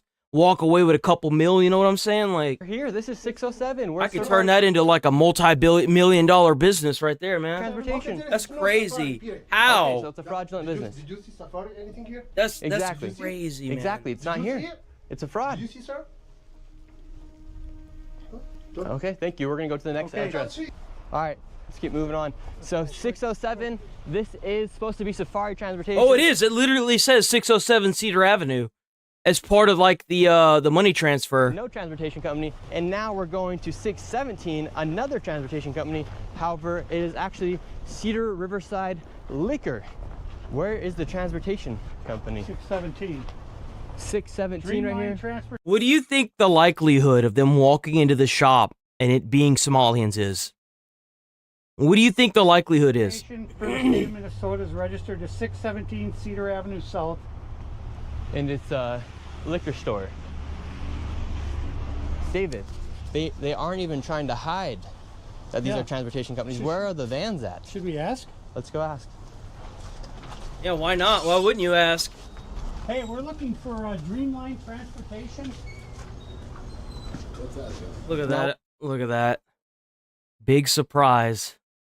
We're in 617, Dreamline Transportation. No. Where is the transportation company? No, we don't have this. You ever heard of Safari Transportation? Safari, I know Safari, that money wiring, 607. The money wiring? Yeah. Okay, that's money wiring. Yeah. We're looking for Safari Maybe Transportation. there, 607. They said they never heard of it. I never did. Safari company, the money wiring, they send money there, that's the 607. So Safari gets the money and then they wire it out. Yeah, the money. That man just said that Safari is actually a money wiring company, so therefore they're receiving money and then wiring it somewhere underneath Interesting. the transportation company. We said to go here. Suite A right here. And then you have 617A right here, but this is reliable services, immigration, travel, and tax. I do not see a transportation company anywhere. That's crazy. And you can't say that these places are closed. You can't say they're closed this time, bitch. Hey, they're walking into these places. We're hoping to find Dreamline Transportation. You ever heard of it? I've never heard of it. Ask next door. He said to ask here. That you would know. Ask next door. This is a mailbox. It's not really far. So, Dreamline Transportation. Yeah, why are there mailboxes in here? Nothing more than a mailbox. 834. So it could be one of these mailboxes. Well, Okay, see you later. 607. That's crazy. Transportation doesn't exist. It's actually a money wiring business. 617. It's just straight up a mailbox. They're getting paid $8 million just to have a fucking mailbox? Bro, we doing things wrong in life. Hold on. Line inside of there. What? It's actually a liquor store, and then 617A. Oh, how's it going? 8 A minutes place where late. there's a bunch of mailboxes, and it says reliable. London, huh, bro? TT service. Bro, you cooking over there, How man. you doing, man? I want to ask you, Yes, sir. Oh, no way, they got followed. why are you sensationalizing the propaganda? What are we to- sensationalizing? To attack our community. What's your final objective? We're Are not you- attacking your are you- community by any means. Are you making We're good money looking- from this? We're looking for fraud. No, I'm For not. instance, can you answer our question? Where's Safari Transportation Company 607? second. It's not there. How And why much- don't you answer? How much money are Why don't you you answer the how much question? money Where's are you 617 making? Dreamline Security? How much money are you making? I make off money of off this? of YouTube. That's how I make my money. Exactly. So you're making money off of sensationalizing That my job and attacking is. the Somali community. I'm not attacking you guys. We're asking. I'll tell you the fraud is reason why. fraud. It's obvious that the Somali community has no idea what's going on. They were brought here and told that they could make a lot of money if they do this thing, and they're doing it. And the thing is that it's been illegal since day one, and they probably didn't even realize it. Like, it's probably not even their fault that they're doing it, because the people that brought them over were like, "Oh yeah, do this thing, make a lot of money, you'll thrive." And well, Sir, happening. All right, let me David, tell you the reason why fraud you're is attacking fraud, this. correct? Yes. This has nothing to do. Oh, yeah, with absolutely. Race. This is fraud. Is This fraud. absolutely has to do with us being Muslim. if you see these guys wearing this stuff, they're his security. I think he did this video right after the other one. These are security. He had to hire a security team for this one. No, it does Just in not. All right, case. and us being from Africa, this is a constitutional argument. If you don't want us here, change the freedom of religion. Say, listen, we don't want Muslims in this country anymore. We're not saying that. No. We're not Because saying that. When I go Sir, onto we're your talking comments, about fraud. You're talking. when I go onto your comments, My comments what aren't I see me. is people that say we What his comments say he doesn't control, unless he like bans people for saying certain slurs and stuff. not want Muslims here. Kick every single Muslim in Minnesota out of Minnesota. That's a comment. You are listen. That's not what I'm saying. You're preparing for the Somali community to maybe be taken to concentration camps, just like the Japanese. Bro, there ain't no concentration camps. Shut the fuck up. There haven't been concentration camps in over 30 years, 40 years, 50 years, who knows how long. Concentration camps were like World War I and II kind of stuff, man. Shut the fuck up with that. You bunch of fucking, you don't know what the fuck you're talking about at all. You're sensationalizing. No, we're not. All right, Sir, something that answer can the listen. question. Where That's something where that can, is the transportation something vehicle? that can, Like that dude, that older man that you don't really see right now, he's on to something. I wonder how many times, like, he did say that he got beat up by a bunch of the Somalians, that they like caught him whenever he was not aware or whatever, and a bunch of them ganged up on him and beat him up. So I wouldn't be surprised if they tried to do the same thing to Nick now. Answer the question. Safety and the protection of the Somali community. Why can't you be this angry at all the Somalians committing fraud? I'm sure there are actual Somalians that want to do the right thing and have jobs that work 9 to 5s. Why aren't you getting more mad at all this fraud and all the Somalians committing this fraud? Why are you attacking Nick Shirley for shining a light into a dark space? Come on. Let's be reasonable here. I'm not doing anything. I'm not physically touching You're getting very close. Yeah, I would have had security step in long before. Like, I wouldn't have even sat here listening to this. You can't sit here and try to like talk to these people, bro. They're not gonna listen to you. They don't care. They don't care what you think and feel. This is fraud. What We're talking you're doing, about fraud. what you're doing, You're what defending you're doing, fraud. You're when I go defending into fraud. your comments, You're defending fraud. people who hate Muslims Okay, want people us can- out of here people can say for what they being want. I'm not Muslim. censoring That's anyone. part of the Constitution, jackass. You're sitting there trying to preach the Constitution. Yeah, last time I checked, freedom of speech was part of the Constitution. Using your material. Islamophobes use your material. People Who cares? who hate Islam use your material. Say to us, we don't want you here. Change the Constitution. Yeah, that's enough of that. But guess what? Just Let me get him tell you out of something. here, Guess man. what? Just get him out of here. Enough of that. What We're you asking do, about fraud. You hate Muslims. I'm not saying I hate You Muslims. hate you We're know talking you about hate fraud. Muslims. We're talking Why about are you fraud. attacking us? This Are we is the fraud. only community We're that talking- suffers because of fraud? We're talking about Are we fraud. the only community that does fraud? Are we the only community that does this? Look, there's another one. There's what, 300 Somali providers in all of Minnesota? There's actually 800. Don't keep talking. So, you speak transportation English? companies. Your security doesn't even speak English. Listen, let me tell you something. See, this isn't a race issue, sir. This is about fraud. We have, what, 1,000 providers? Yeah, you guys have a... Even it's 2,000 providers. Okay, you want to sacrifice the safety of 80,000 people we're not because of fucking 2,000 providers? You know what's crazy? Is they've stolen so much money from Minnesota and American people that their GDP, like Somali's GDP has gone up so much, they're no longer within the reason of like their temporary citizenship. By law, they have to go back because their country has made so much profit just alone by themselves that they no longer fall under third world country citizenship, like fleeing their country. That's the crazy part. They've made so much money off of Americans. They're no longer like the American like law for people running or fleeing countries is no longer applicable to them. That's how much money they have like stolen from Americans.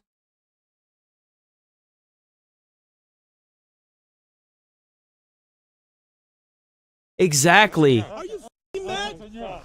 Are you stupid?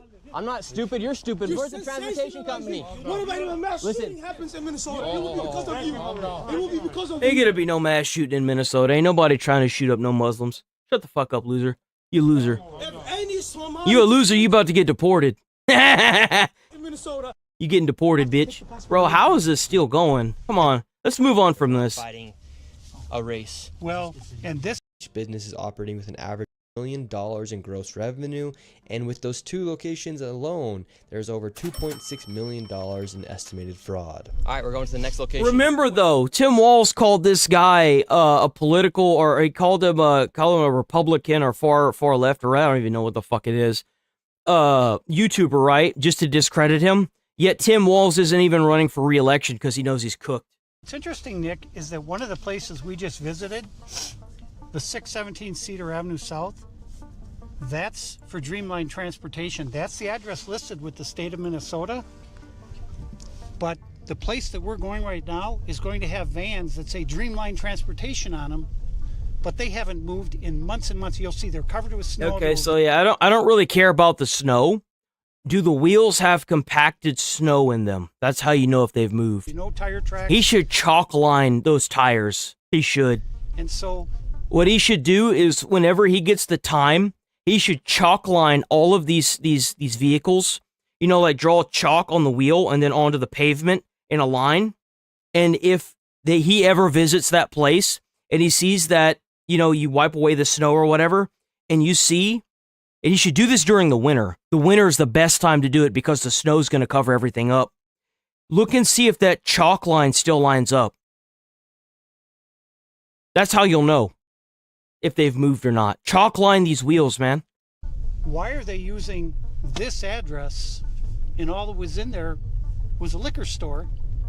And he told us to talk to the guy next door, and those were all just... You'll blow the lid on this wide open. Nick Shirley, if you hear this, tell your informant to go to these places during the winter, probably right around now, and chalk line these wheels from the side of the wheel, the black rubber onto the concrete, make it a straight line, cover it with snow, come back the next day.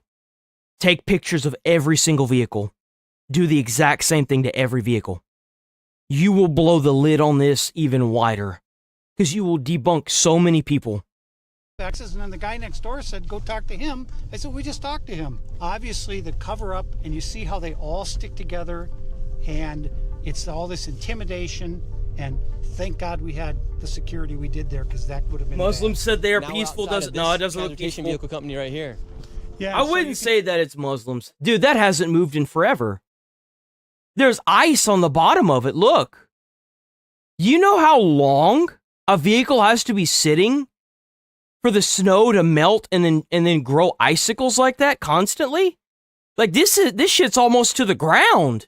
There's no fucking there's no, like, the snow is piled up on the side of the tire, in the tire. Like, these vehicles haven't moved in forever.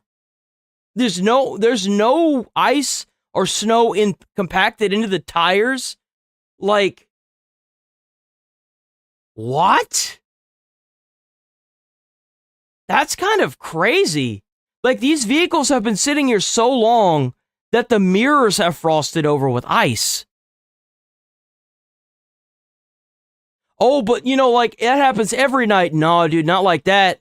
You've got layers of ice. You can see how it's like, you see, like, usually whenever you go outside, you have a thin layer of ice. But, like, this is like, it, like, you can even see it, like, usually you don't have dimples in the ice like that. You don't have, like, crusted on like that. And then the fact that it has icicles too, like, that's crazy. See, these are the vans that say Dreamline. You can see the sticker on the window and the numbers on the He needs rear. to chalk line these. He needs to go to each one of these. Like, this one doesn't even have a tail light. He needs to go to these and he needs to chalk line them and then chalk line like on the side of the concrete. That's how police officers usually give you tickets. They'll chalk line your tire and then the pavement, and they'll see if you've moved, and they come back in a couple hours, right? That's usually how they get you. None of these vehicles have moved in 8 months. I've been taking date stamp photos.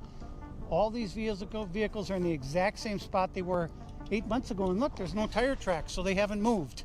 And this van as well, this is Dreamline. Dreamline was the location where we got chased out from the Somalis on 617 Cedar. He's and right. This is a vehicle from Dreamline that actually didn't even exist. It was a liquor store, and now it's here, and the vans haven't moved at all. Literally, no vans and no tire tracks anywhere. If these vans are being used to transport people, whether it be healthcare, childcare, there would be snow tracks. And there's 1, 2, 3, 4, 5, 6, 7, 8, 9, 10, 11 vehicles here. No snow there's not even footsteps going into the cars either. Anywhere. These vehicles. Some of these have snow tracks. Used, and these transportation companies are making lots of money. Meanwhile, there's actually nothing to show for. Here's all of the vehicles right here. And the vehicles that are coming in and out, like this Toyota. I wonder if someone were to go and steal one of these vehicles, if they'd ever even notice it was gone, you know? It does not have anything to do with transportation company because there's no stickers on it and there's snow tracks. But the vehicles that are supposed to be used for transportation are literally locked in.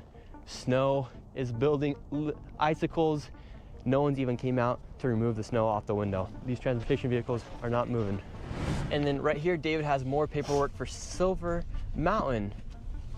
And there's 3 different companies in the same address. Yeah, that's crazy. So when we talk about how all these companies are intertwined, this is a perfect example of that. And this is why these transportation companies are so essential to the fraud in Minnesota, because they allow the fraud to be supported, as the majority of the fraud is from welfare programs like daycares, autism centers, and adult daycares, and healthcare services. They need to leave a paper trail to make it look like something is happening. If you think that nothing's going on here, you're crazy. Man, you've got to be on some next level copium to think that this isn't fraud. Or something's going on here. Use these transportation companies to create that paper trail by saying they are moving people from an adult daycare to a healthcare provider, for example, but they actually never provide the service at the healthcare provider. But that paper trail allows them to continue to bill the state for the money, and everyone gets paid. That's why this fraud is so deep and hard to dismantle, because quite literally everyone is Bro, it looks like a damn spider web. Holy crap, that looks crazy. All because the state of Minnesota never checks. All right, so this is actually the location for Silver Mountain Inc., LLC, and Co. Let's see if any... Yes, we're wondering where Silver Mountain... Silver Mountain? Silver Mountain. Oh, I don't know that. Where it is. It's another Somalian. 22 Park Avenue. Huh. Where is Silver Mountain here?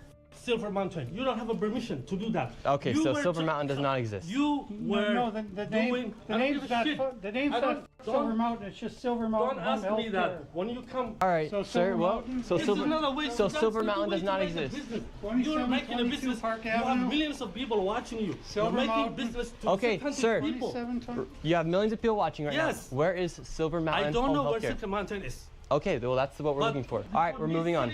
So Silver Mountain does not exist. Oh, that's why he's got the security team. I think Nick Shirley's doing a fantastic job.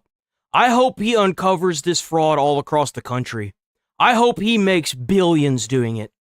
He deserves it. He's doing a great job, bro. David, we're just simply asking for where is Silver Mountain? Yeah, they're not even being confrontational. They just keep asking the same question. Where is this place? Where is it at? Why are you getting money for doing this? These Like, companies. I mean, this is shocking. not a single one of them either. Like, all the places they visit, not a single one. Supposed to be in that building, and he's never heard of them. He doesn't know anything about them. And look, so And then they try to run you out, too. And you know what's really crazy? You know these places are connected because, here's why they're all connected. Because they all know who Nick Shirley is. That's the crazy thing. Just there, right there, Somali Senior Center and Adult Day Services, a daycare right there. All these welfare companies. Yeah, look at all the fucking daycares around these places too. They literally cause a spiderweb network around them. That's crazy. But their businesses, that business didn't even exist. It's all fraud, all of it.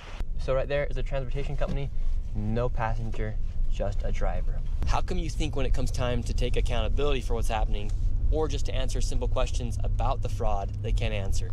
Well, I think their reaction tells you all you need to know. The reaction is so violent that if there was no fraud going on, they would say, what are you talking about? They would have a civil conversation, but they can't because they know we're shining the light on the fraud, and they have no... Why else would they be violent? Why else would they be so quick to start yelling and screaming and cursing at you unless they know they just got caught doing something defense. like... So, in their mind, being loud and using profanity is their only defense. Because I'm trying to give them the opportunity to say, where are the transportation, why they don't have their vehicles here, other than if they are out driving right now. And what's the story behind this business? Well, this business is new as of March of 2024. Oh. It's Muhammad Malim is the registered agent for 713 Minnehaha Avenue East. You know, I could understand if it was like he's only showing the Somali people and there are other businesses. Don't you think it's a little hard to do that if like every business they're going to just so happens to be Somalian? David headed into this building, however, the owner was not there. We're here at the suite of Epimonia Transport LLC. There's actually not even a sign here. And anyone here, it looks like there's a guy over here. Let's see if we can talk to him really quick. Do you know about Epimonia Transport here? So there was a transportation company here in 305 for a long time, even before I joined the building a few years ago. He's never really here. I've seen the office a couple times. There's barely anything in there but a couch. And then I see him maybe twice a month at IF, so. And there's no transport vehicles outside. Massive parking lot, but no transport. I've never seen one. I've been here for 3 years and I'm always here. You know what's crazy is, you know, now that Nick Shirley's talked up about this, people are seeing him whenever he does his investigation and they're walking over and relaying the information that they need to relay to further the investigation, dude. Like, W people, seriously. I'm a workaholic. I'm just nonstop here, so I know everybody in the building, and this specific space here is probably the most sketchy out of any other business here. Everyone else is here, they're friendlier. He just pops in and out. For instance, this guy Muhammad, he should have his business in 308. There should be transportation vehicles outside. There's nothing. That's weird that you say 308 because he's always been in 305 for the last 3 years. That's so wow, weird. So he's even lying on his public records with the government. I would assume if he was to make and doing fraud, it He makes even sense knows the guy's name. to switch it up and throw people off track. It would be the first thing somebody would do, I would think. So since the fraud has started to be exposed, Muhammad has left the scene, and that guy just said, he confirmed that there was never even been transportation. Bro, it's crazy these people making all that money and they're not even doing anything. People could work almost their entire lives and never hit 5.2 mil. And they just raking that shit in on a yearly basis. Vehicles outside. So Muhammad We doing it the wrong way, Nigel. We doing it the wrong damn way, brother. Completely left the scene. He's nowhere to be found, and this Bro. parking lot, massive parking lot, actually never even had any transport vehicles, according to the guy who lived or had his office next to Muhammad. How quick do you think the fraud would dry out here in Minnesota if they were to cut out the transportation side of the fraud? I think it would have a massive effect, and that the signal that would send would let people know the party's over. Because if me and you were It is. It's been over since Trump got into office. Nick Shirley blowing the lid off of this is just like the icing on the cake. We either have to find a family member, drive ourselves, or pay for an Uber. How come they even have this set up? Yeah, I tried to arrange a ride with one of these Somali transportation Dude, does that mean that Uber and Lyft are using these transportation funds as well? Because they provide a transportation service? That's crazy. They said they were all full. So now we're at 2833 13th Avenue South in Minneapolis. And there's supposed to be a non-emergency medical transportation company here called Advance Mobility Incorporated.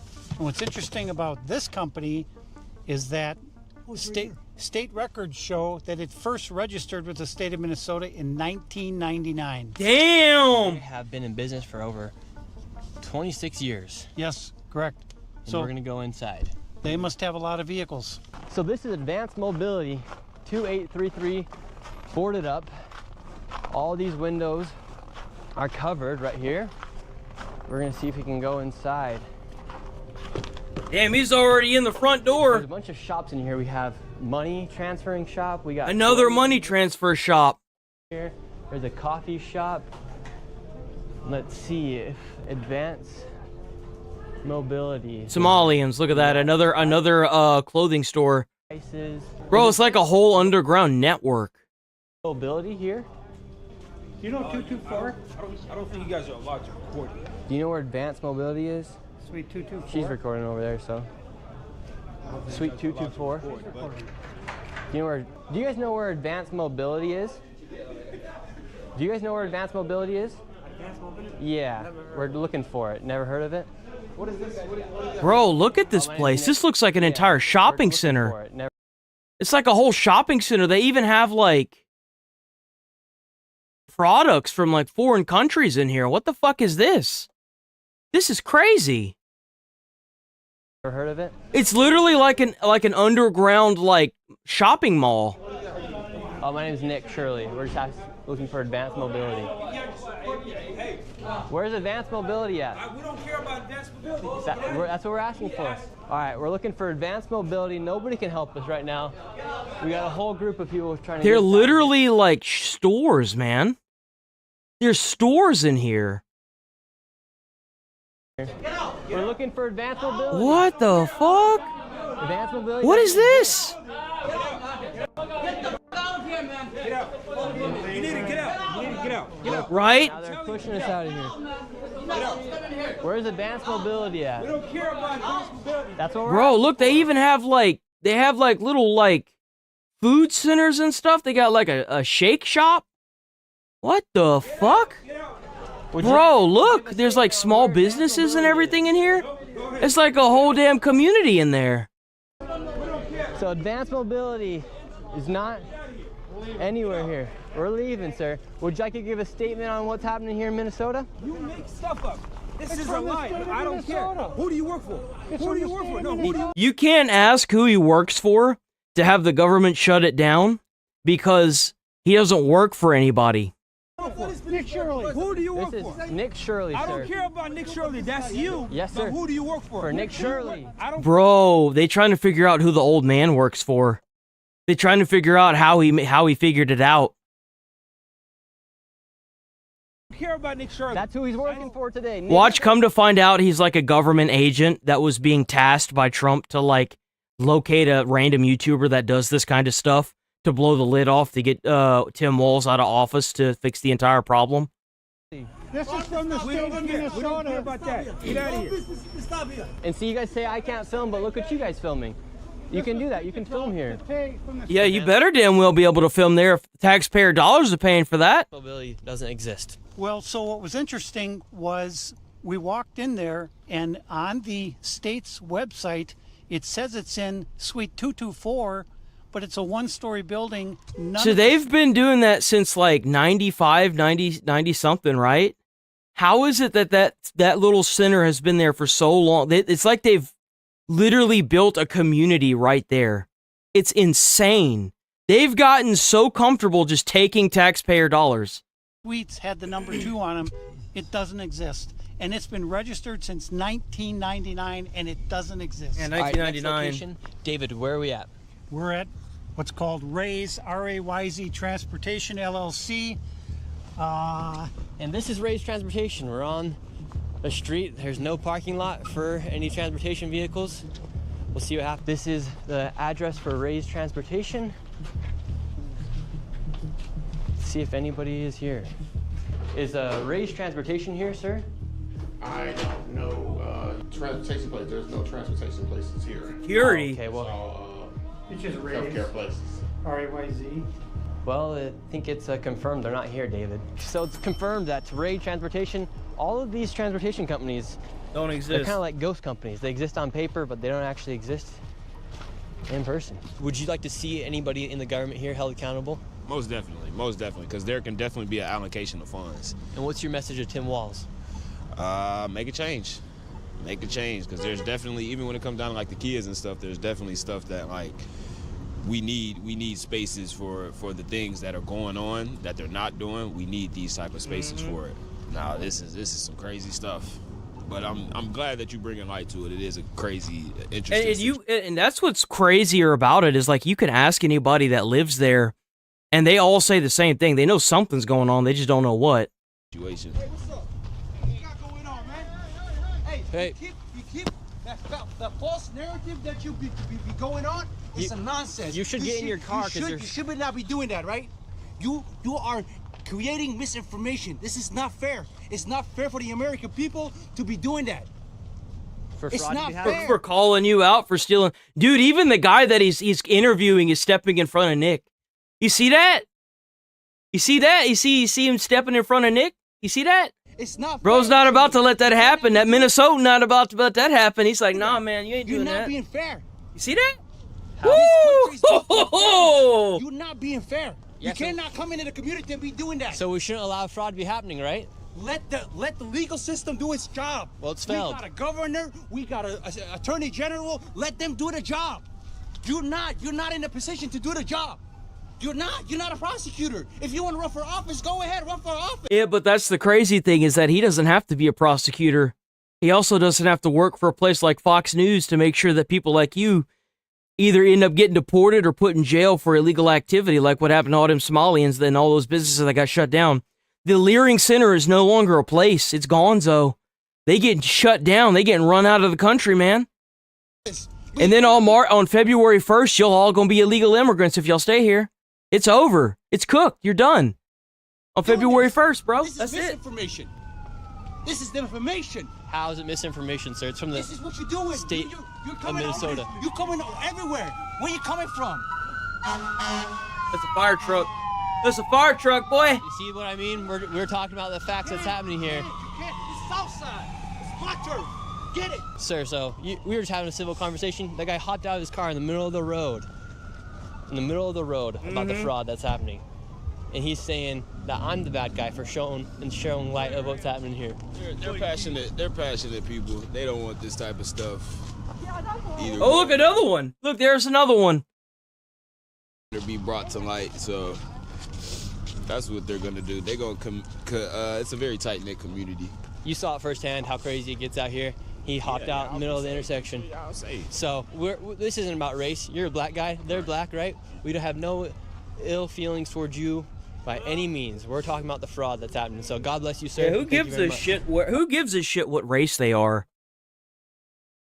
Why are we doing this?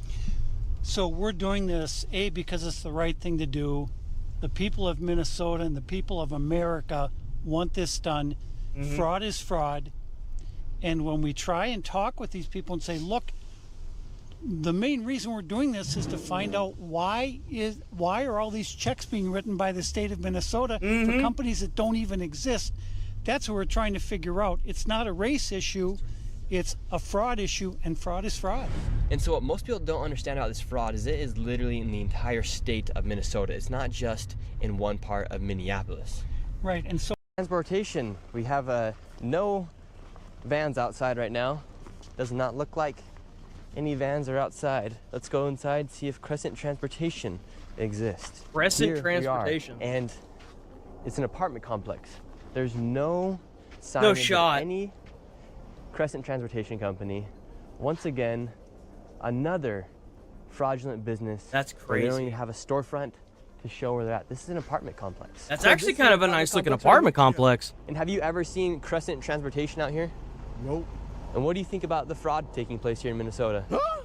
I'm a taxpayer. I don't like it. What's your message? Amen to that. Yes, sir. Prosecute their ass. Take them to jail. And how do you feel knowing that, for instance, right here, a transportation company that receives money from the government is not even here? It's an apartment complex. I just said, I don't like it. I'm a taxpayer. I work hard for my money. Amen. If I hear fraud, they should go to jail. And should Tim Walz go to jail? Oh, he cricket too, huh? All them cricket, all the politicians. My daddy ain't never liked none of them. So that right there just confirmed that this is an apartment complex. Right, and so the cities have specific rules governing operating businesses out of apartments.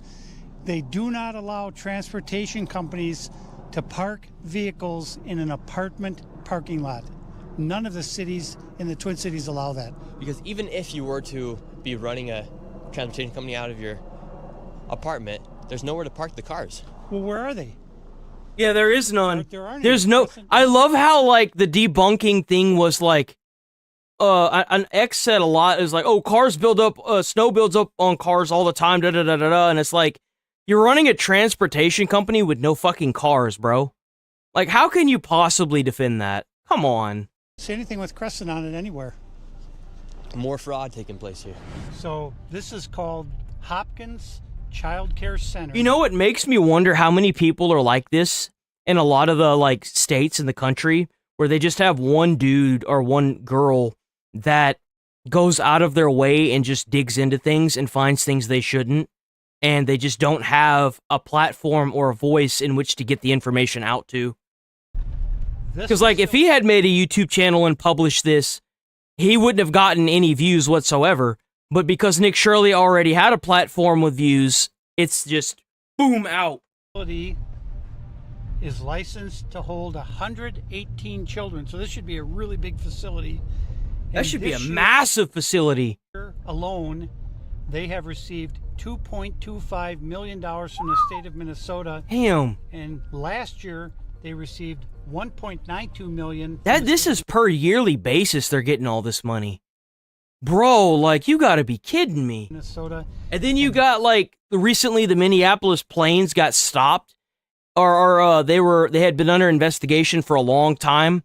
And they had been finding, like, Somalian passengers or, like, passengers in general that had millions of dollars worth of, like, money in bags, like in Ziploc bags inside of their luggage. It just never ends. This facility in the past 5 years has been in the top 10 for the most money received from the state of Minnesota. Like, we're talking like hundreds of thousands of dollars. Plenty of children. There should be footprints of children walking in and out. This should be a very busy place, yes. So this right 118 here kids is a lot of kids. Child Care Center. They're receiving over $2 million a year. All of the windows are completely blacked You don't out. find it odd that it's like every time they go to these places, they're always blacked out. You can never see inside of any of these places. You don't find that odd at all. Like, how could you possibly watch Nick Shirley's videos and not think that something is going on. No footprints anywhere going into the store. There's not even a schedule for when they're supposed to be open. And it's locked. Midday right now. This is the back side of the daycare. Ringing the doorbell right now. The lights are on. See if anybody comes. Hello, sir. How are you doing? How are you doing? Yes, sir. Ring doorbell for deliveries. Get out. This is our business. Oh, damn. We don't care what you do on the parking lot. Go this side. This is private. I can be here in the parking lot. No. You don't be here. Wait, What can are we you ask looking you for? about It's a parking lot. Here, it's all right. It's all right. Can we ask you about the daycare? No. I don't care, Ken. Sir, I'm not racist. You have to live here. I'm asking No. You don't ask me nothing, man. $2.25 million. Get out, you guys. Get out. $2.5 million. Get out. This is a business. Get out, hey. Get out. What are you looking for? We're asking. We just want to get out. We just want to ask you about $2.25 million. Get out. You say get out of here, man. This is a shit show, man. This is a shit show. Get out. Jesus. Get out. No, you cannot. You cannot do that. Where? Get out. This is. Get out, man. No. Get lost. Get out. No. Sir. You have to get out. This is our property. Get out. Why? Can I ask you about the daycare? I have the paperwork right here. No. Get out. What's the need for $2.25 million for a daycare? Get out. Can you answer the question? Get out. No, I don't ask. Get out, guys. Prince in the. It's crazy, man. Just answer the question. No. Just answer Get the out. question. No. Simple questions. Millions of people are watching right now. They came out with guns blazing. All we want to know is where are the children? 118 children, no footprints in the snow. All of their vehicles were sitting there with 2 feet of snow on them. They haven't moved in months. The windows are all blacked out. Yeah. It's the same thing at all these daycares. 4 men came out. Yet they couldn't answer the simple question. We had it right here. You know what's another thing that I'd like to bring up? I don't know how it is nowadays, but whenever I was growing up, whenever I went to daycares, like, well, my mom worked at one, so it was free for me to go. You notice how it's like all women for the most part? You never see any dudes. Yet at all these daycares, there's nothing but like Somali men for the most part. You don't find that fucking odd at all? Like, I don't think I've ever, like, I just thought about that. I was like, I don't think I've ever been to a daycare where there was a guy, period. Like, it was all women. That doesn't strike you as odd at all? 118 children. $2.25 million is here. Welcome to Minnesota. Now this daycare center, how much money has this one received? So this this child care center is called Proud Child Care Center, and it's in Eden Prairie, Minnesota, which is a very high income area. It's a further out suburb from Minneapolis. Enroll a child. I have a son named Joey. My name's Nick Shirley. Yeah, I'm just coming out and seeing if I could enroll my child, Joey. We just want to get a statement as to why this daycare needs $1.26 million, and if it's even possible to enroll somebody like my child. They go back to the Leering Center? You guys can't give a clear statement or fraud, as now it had been confirmed. Oh my God, they have shirts. Bro, I didn't even realize they had shirts. Oh my God, these hoodies are beast mode. Oh my fucking God, he made hoodies. No shot, bro. Quality Leering Center. Down, and now they're shuffling children into the daycare. No shot. Said this facility was closed. Bro, they showed up to the Quality Leering Center wearing better shirts. And now, magically, it's full of cars. So how can it be closed if people are coming and going? Fraud. Why do you have everybody? Interesting. Yeah. Okay, this is the owner right here. They can record. We just need to off the property. You guys can record. So how can they? Yeah, supposedly this place was closed. Look at the sign. Look at the sign. Look at the sign. Oh my God, you can see the leering through the fucking paint. No shot. Bro, what is this dude? Oh my God. Yeah, supposedly this place has been closed down. How are there people coming and going? What? What did you just do? You just closed it, brought it up with a new name? Building was closed. Bro, you might as well just take that sign down back there. That's embarrassing. We're trying to speak to the owner. They won't even answer a simple question. Look, now he's going inside. Sir, don't run, though. it looks suspicious when you run, brother. And you can smile, but bro, Sir, just come I'm right speak. here. He's right here to speak to you. I'm right here. Don't do that. Damn, there's other people. There are other people on the sidewalk now. There are other people that are recording it, bro. They all want to know, where's the money going, buddy? You get that big old shit-eating grin, your ass is cooked. Oh, You can't defend the fraud. Oh, come on. At the daycare, do it. Hey, not at the daycare, doing the middle finger, though. Yeah, that's right. They in front of a daycare. Cameras on it. Now, both of these people have interesting ties with politicians inside of Minnesota. Really? For instance, the man who's running the daycare, he was celebrating with Mayor Fry. Oh, look, there he is. Re-election of mayor inside of Minneapolis. And then this lady right here seems to be a friend of Ilhan Omar, as she has photos with her outside of the restaurant. Oh, and she also has shit. videos of her giving a tour to a separate What did I say? What did I fucking say was going on? I fucking said it, bro. Care to Mayor Fry. It really makes you wonder why these politicians haven't fought against the fraud, knowing that it's happened in locations like Quality Learning Center. That's crazy. Meanwhile, they're taking photos and celebrating with them at events. What's your message, people, on the fraud here in Minnesota? This is part of the cover-up. They're trying to cover I their bet tracks. it all comes to a head right there at the Look, look, look, look, look! Look in the background! Look in the background! Look! Minnesota. Look her in her car! The cover-up. They're trying to cover their tracks. So, let me say this on camera. If you can prove that any of the information that I have here is false, I'll give you $100,000 cash. Okay. If any of it's false or inaccurate in any way. Anybody want to take me up? And if you can't prove it, you have to give me $100.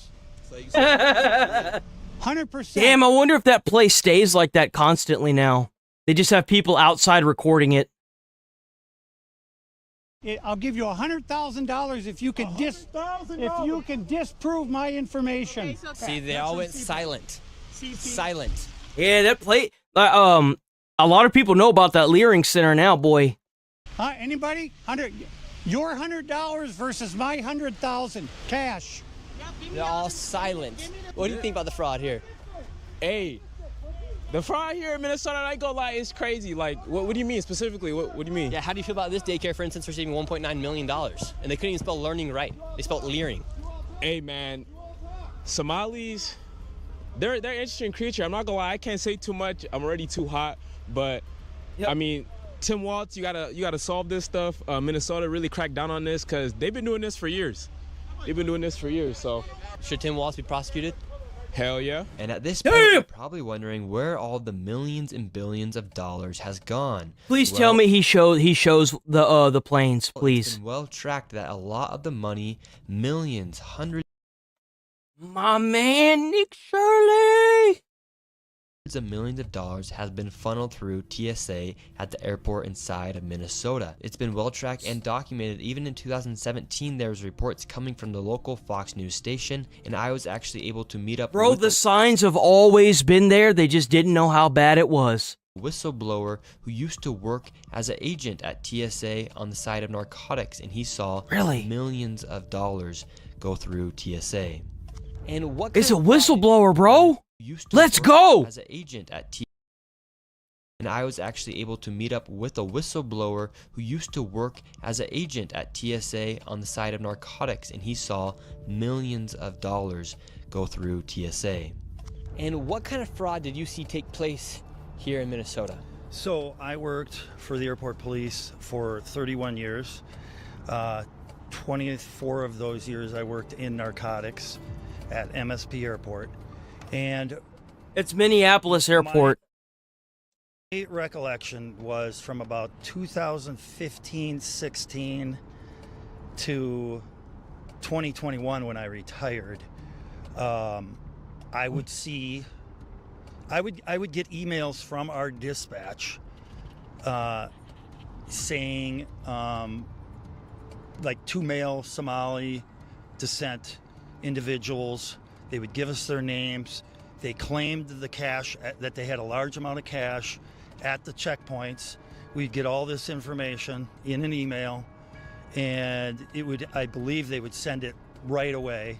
So TSA would contact our dispatch telling us this, then our dispatch would relay the info via email to us. And how much was the money? The money, the smallest amount in a suitcase that I heard was like $750,000. But generally, Holy shit. it was anywhere from $1 million to $6 million in a suitcase. And there usually was, as far as I can remember, there was always two individuals traveling. So you would have maybe one guy with 2.2 million and another guy with 3 million. And at airports, you're able to take $10,000 without declaring it. How are these guys able to take millions of dollars? Because as far as I know, as long as they declared it, they were fine. So then TSA would contact HSI and Customs, and I'm sure they got the information. We got the information. My administration knew about it, and I trust that they sent that on to higher state officials on this, but nothing was ever done the whole time I was there. I talked to one individual. We were going after narcotic cash leaving the airport. This was always fraud. We had no nexus to that this cash was related to narcotics. So our hands were kind of tied. We couldn't do a whole lot. How do you suspect these Somalians had millions of dollars to move in an airport? We would rack our heads all the time, like, where are they getting this? Where in the world are they getting this money? And I had heard about these daycares and whatnot, but I mean, I thought at the time, okay, maybe they had 10 daycares, but apparently they have a lot more than that. We were all just racking our heads trying to figure this out. So you openly saw just millions of dollars get moved through these airports. I saw one time, I saw an open suitcase with the cash because we were looking into seeing if it was narcotics related, which it was not. How much money do you think moved through the airport in your time? Millions, literally millions and millions. I mean, we're talking for a good 5-6 years, you're talking, I don't know, 5 to 6 million a week. It would happen twice a week. You would get twice a week where there would be somebody flying, two people flying out with $1 to $2 to $3 to $4 or $5 million twice a week, every week, without fail. And where were those people traveling to? So this is the word I got, that they would fly to Atlanta, take a flight from Atlanta to Dubai, and then apparently what I had heard was it was too dangerous to go any further with it, so they'd wire the money to Somalia. Whether they scraped a whole bunch off the top and did that, I don't know. Wow, so they take the money from That's crazy. Minnesota, take it to Atlanta, and then take it to Dubai, and then from Dubai they then wire the money. Correct. I don't know that for sure, but that's what I was told by other investigators. So all the taxpayers' dollars were getting funneled through the airports and then taken to Dubai to be sent to Somalia. Yes. Yes. It appears that's how it all went down, yes. Dude, what? That's crazy. That's actually fucking crazy, bro. W. Nick Shirley. You're talking... W. Nick Shirley, bro. Seriously, W. Nick Shirley. I can't even begin to like, holy shit, bro.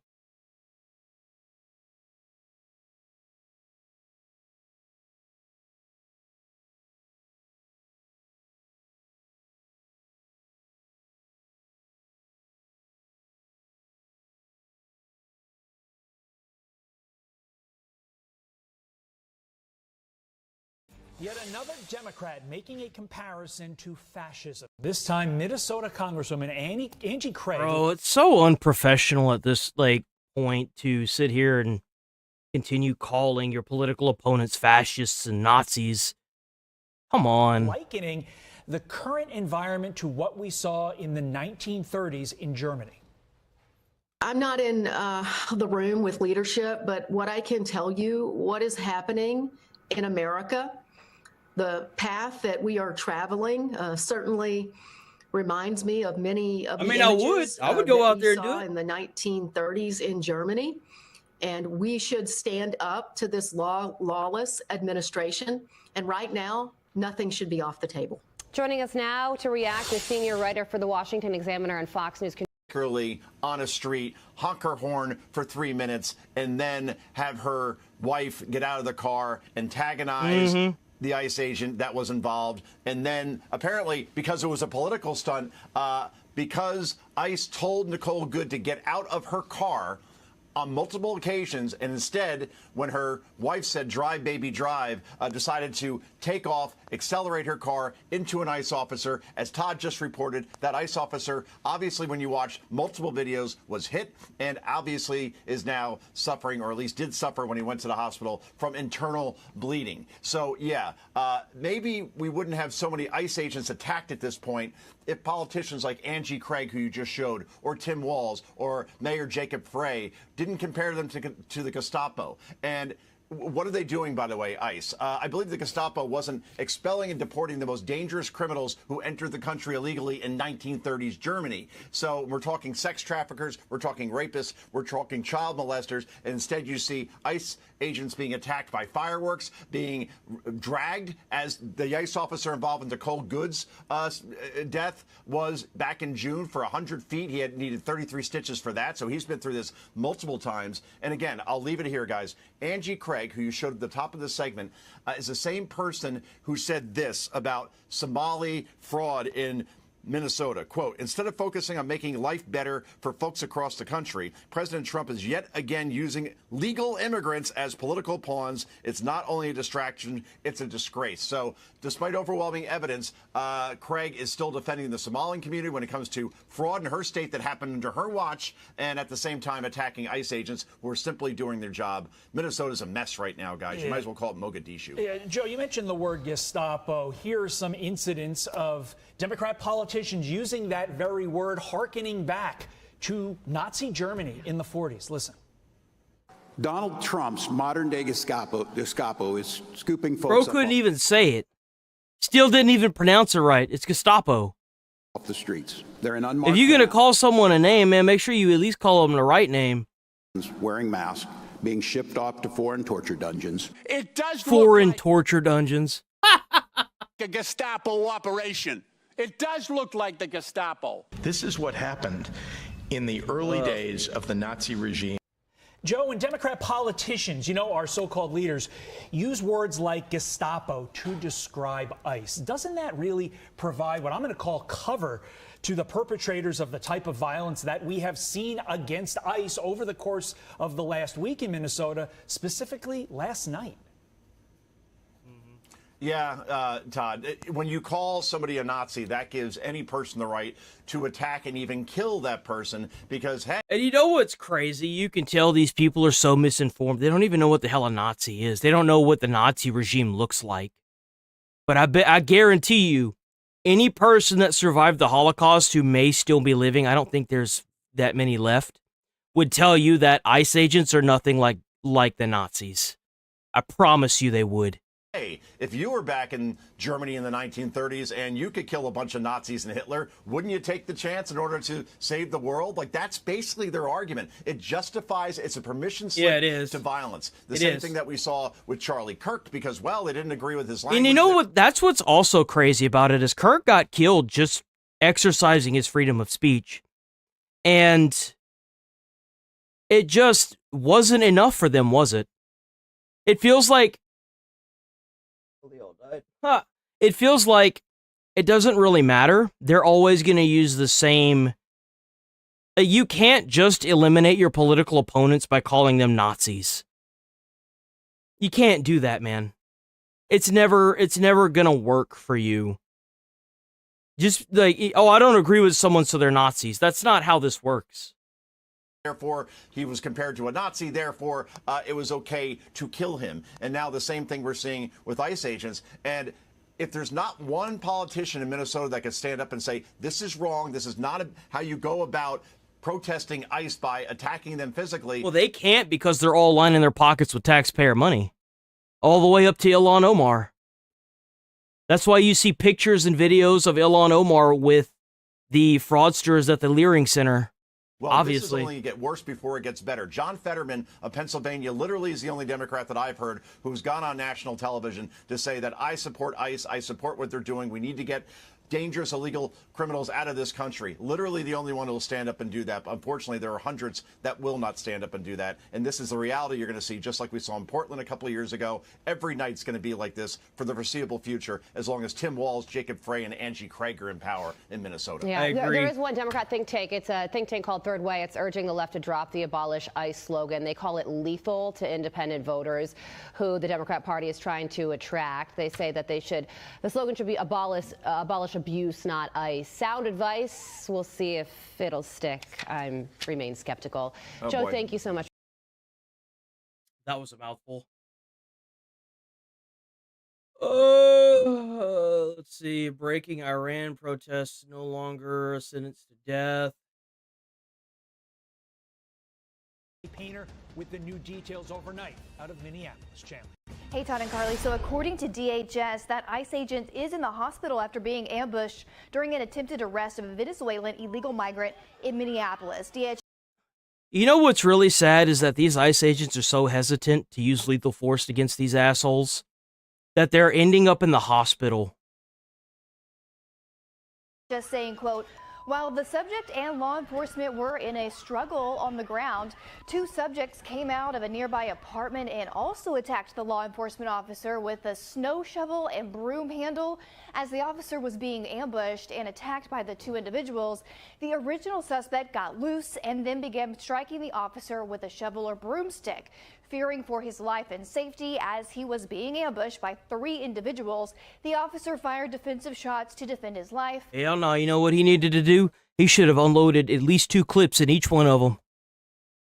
That's crazy. That's crazy. That's actual insanity. Defensive shots. Man, they would have killed him. They would have killed that agent. The initial subject was shot in the leg.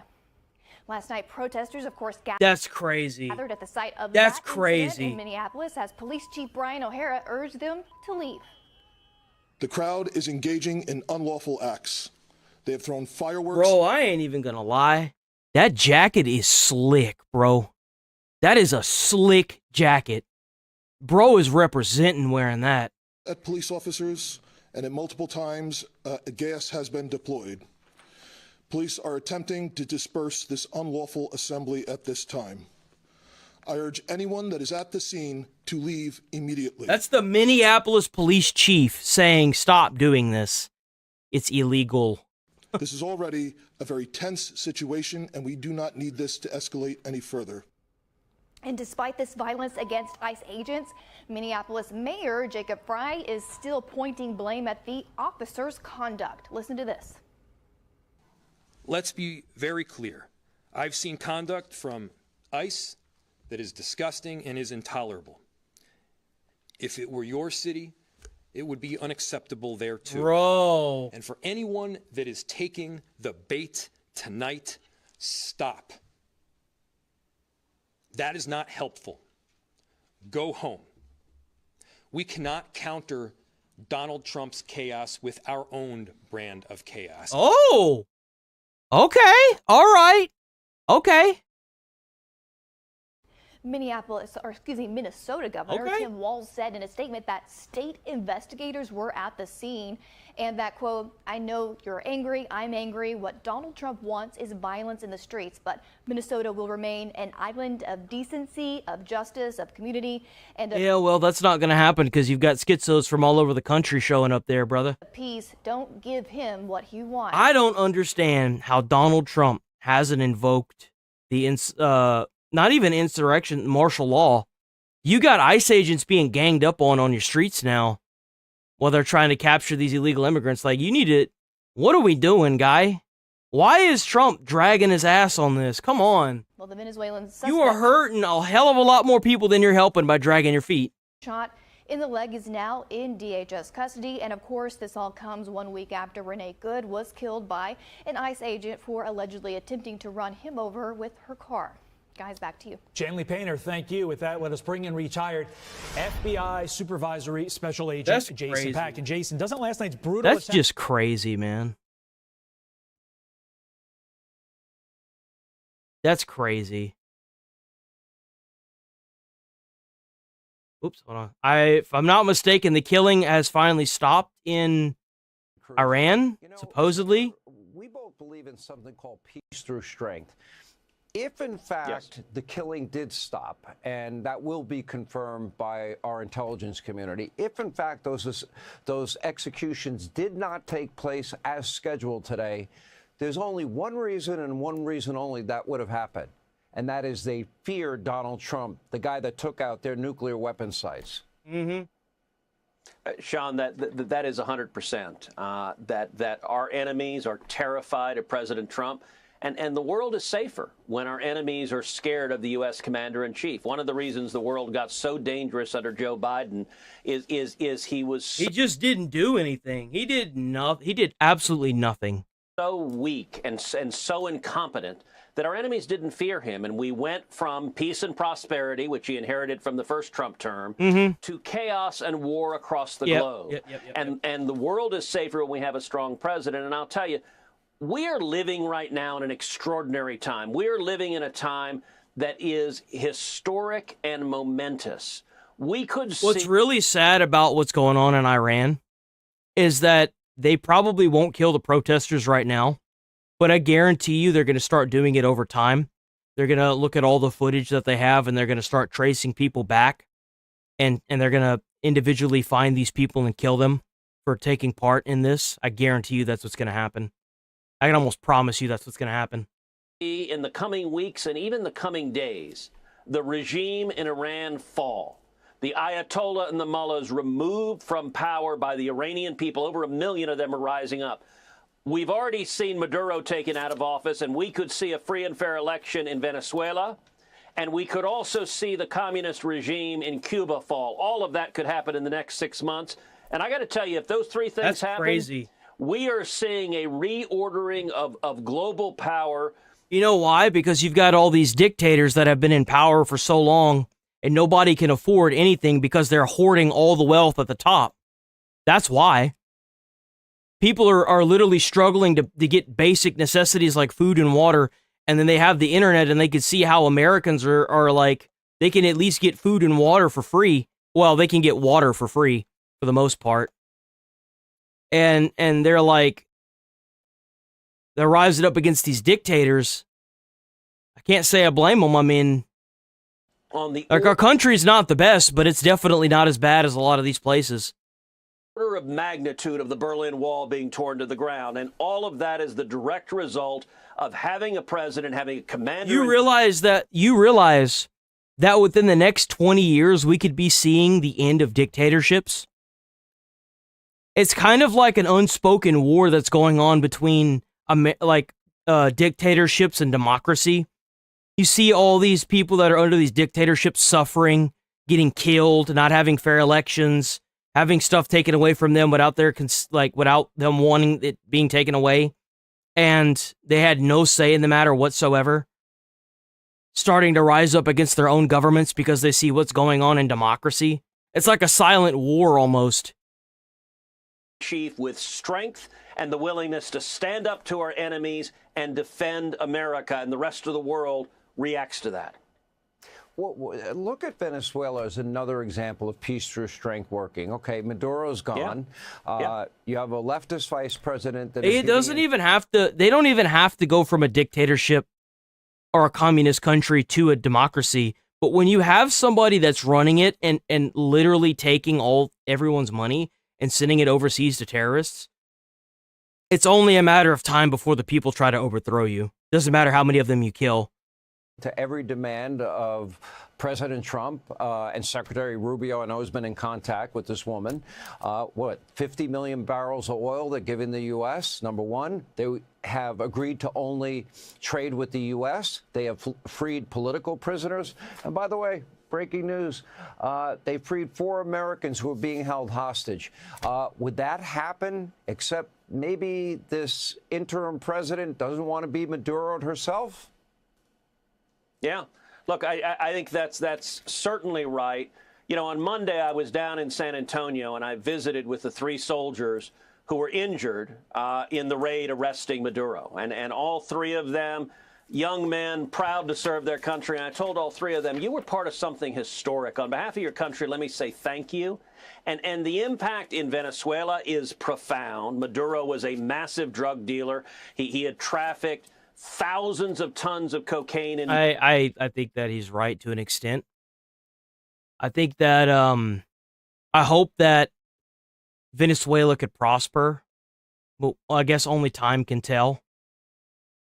Time can really only tell how it's going to go, you know?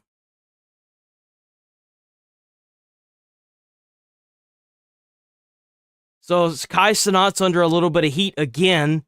He made a post, I think either yesterday or the day before, saying he was going to, something about retiring, or like, he's been known for taking like extended breaks and then coming back. So I wouldn't be surprised if he comes back. Did he tell you what I said? Yeah, he said you thought it was edited. No, I'll tell you what I said. Tell you exactly what I said. Miz gave his Mount Rushmore. Yeah. Right? And then he gave like OG. He gave like Soda Poppin' and Wreckful and all these OG. Yeah. And I said, oh, I guess for some people, Mount Rushmore is for the OG. Yeah, I seen that, yeah. Okay, and so if that is your thing... Guys, Mount Rushmore is for the OG. And that's the whole I don't think I'd ever want to visit Mount Rushmore. Why the hell would anyone want to visit that? That's weird. Guys, if you're going to ask me a Mount Rushmore and want a non-Mount Rushmore idea, that's like saying, guys, who's on the Mount Rushmore? Barack Obama, George W. Bush. Like, dude, these are modern presidents. She was carved in rock like fucking 500 years ago, dude. Like, what are we doing? Yeah, like, what are we doing? Why are we carving fucking people in rock now? Like, come on. We live in the digital age. We could just like digitally put that shit onto the fucking rock. Like just like projector it onto the rock. Like, what the fuck are we doing? Kai and Speed are at the top of the heap now. No, you said no. And then you said therefore Kai and Speed wouldn't be on. No, I said they're at the top of the heap now. So then Kai and Speed wouldn't be on Mount Rushmore. Nah, you had said like you can't. You only told me that I was Mount Rushmore because you was in front of me. Oh no, you saw that. No, I had you on that. I meant the clip. No, you said to Miz. Damn, he's correcting him, bro. That if you don't know who this is the CEO of Twitch. That's who that is.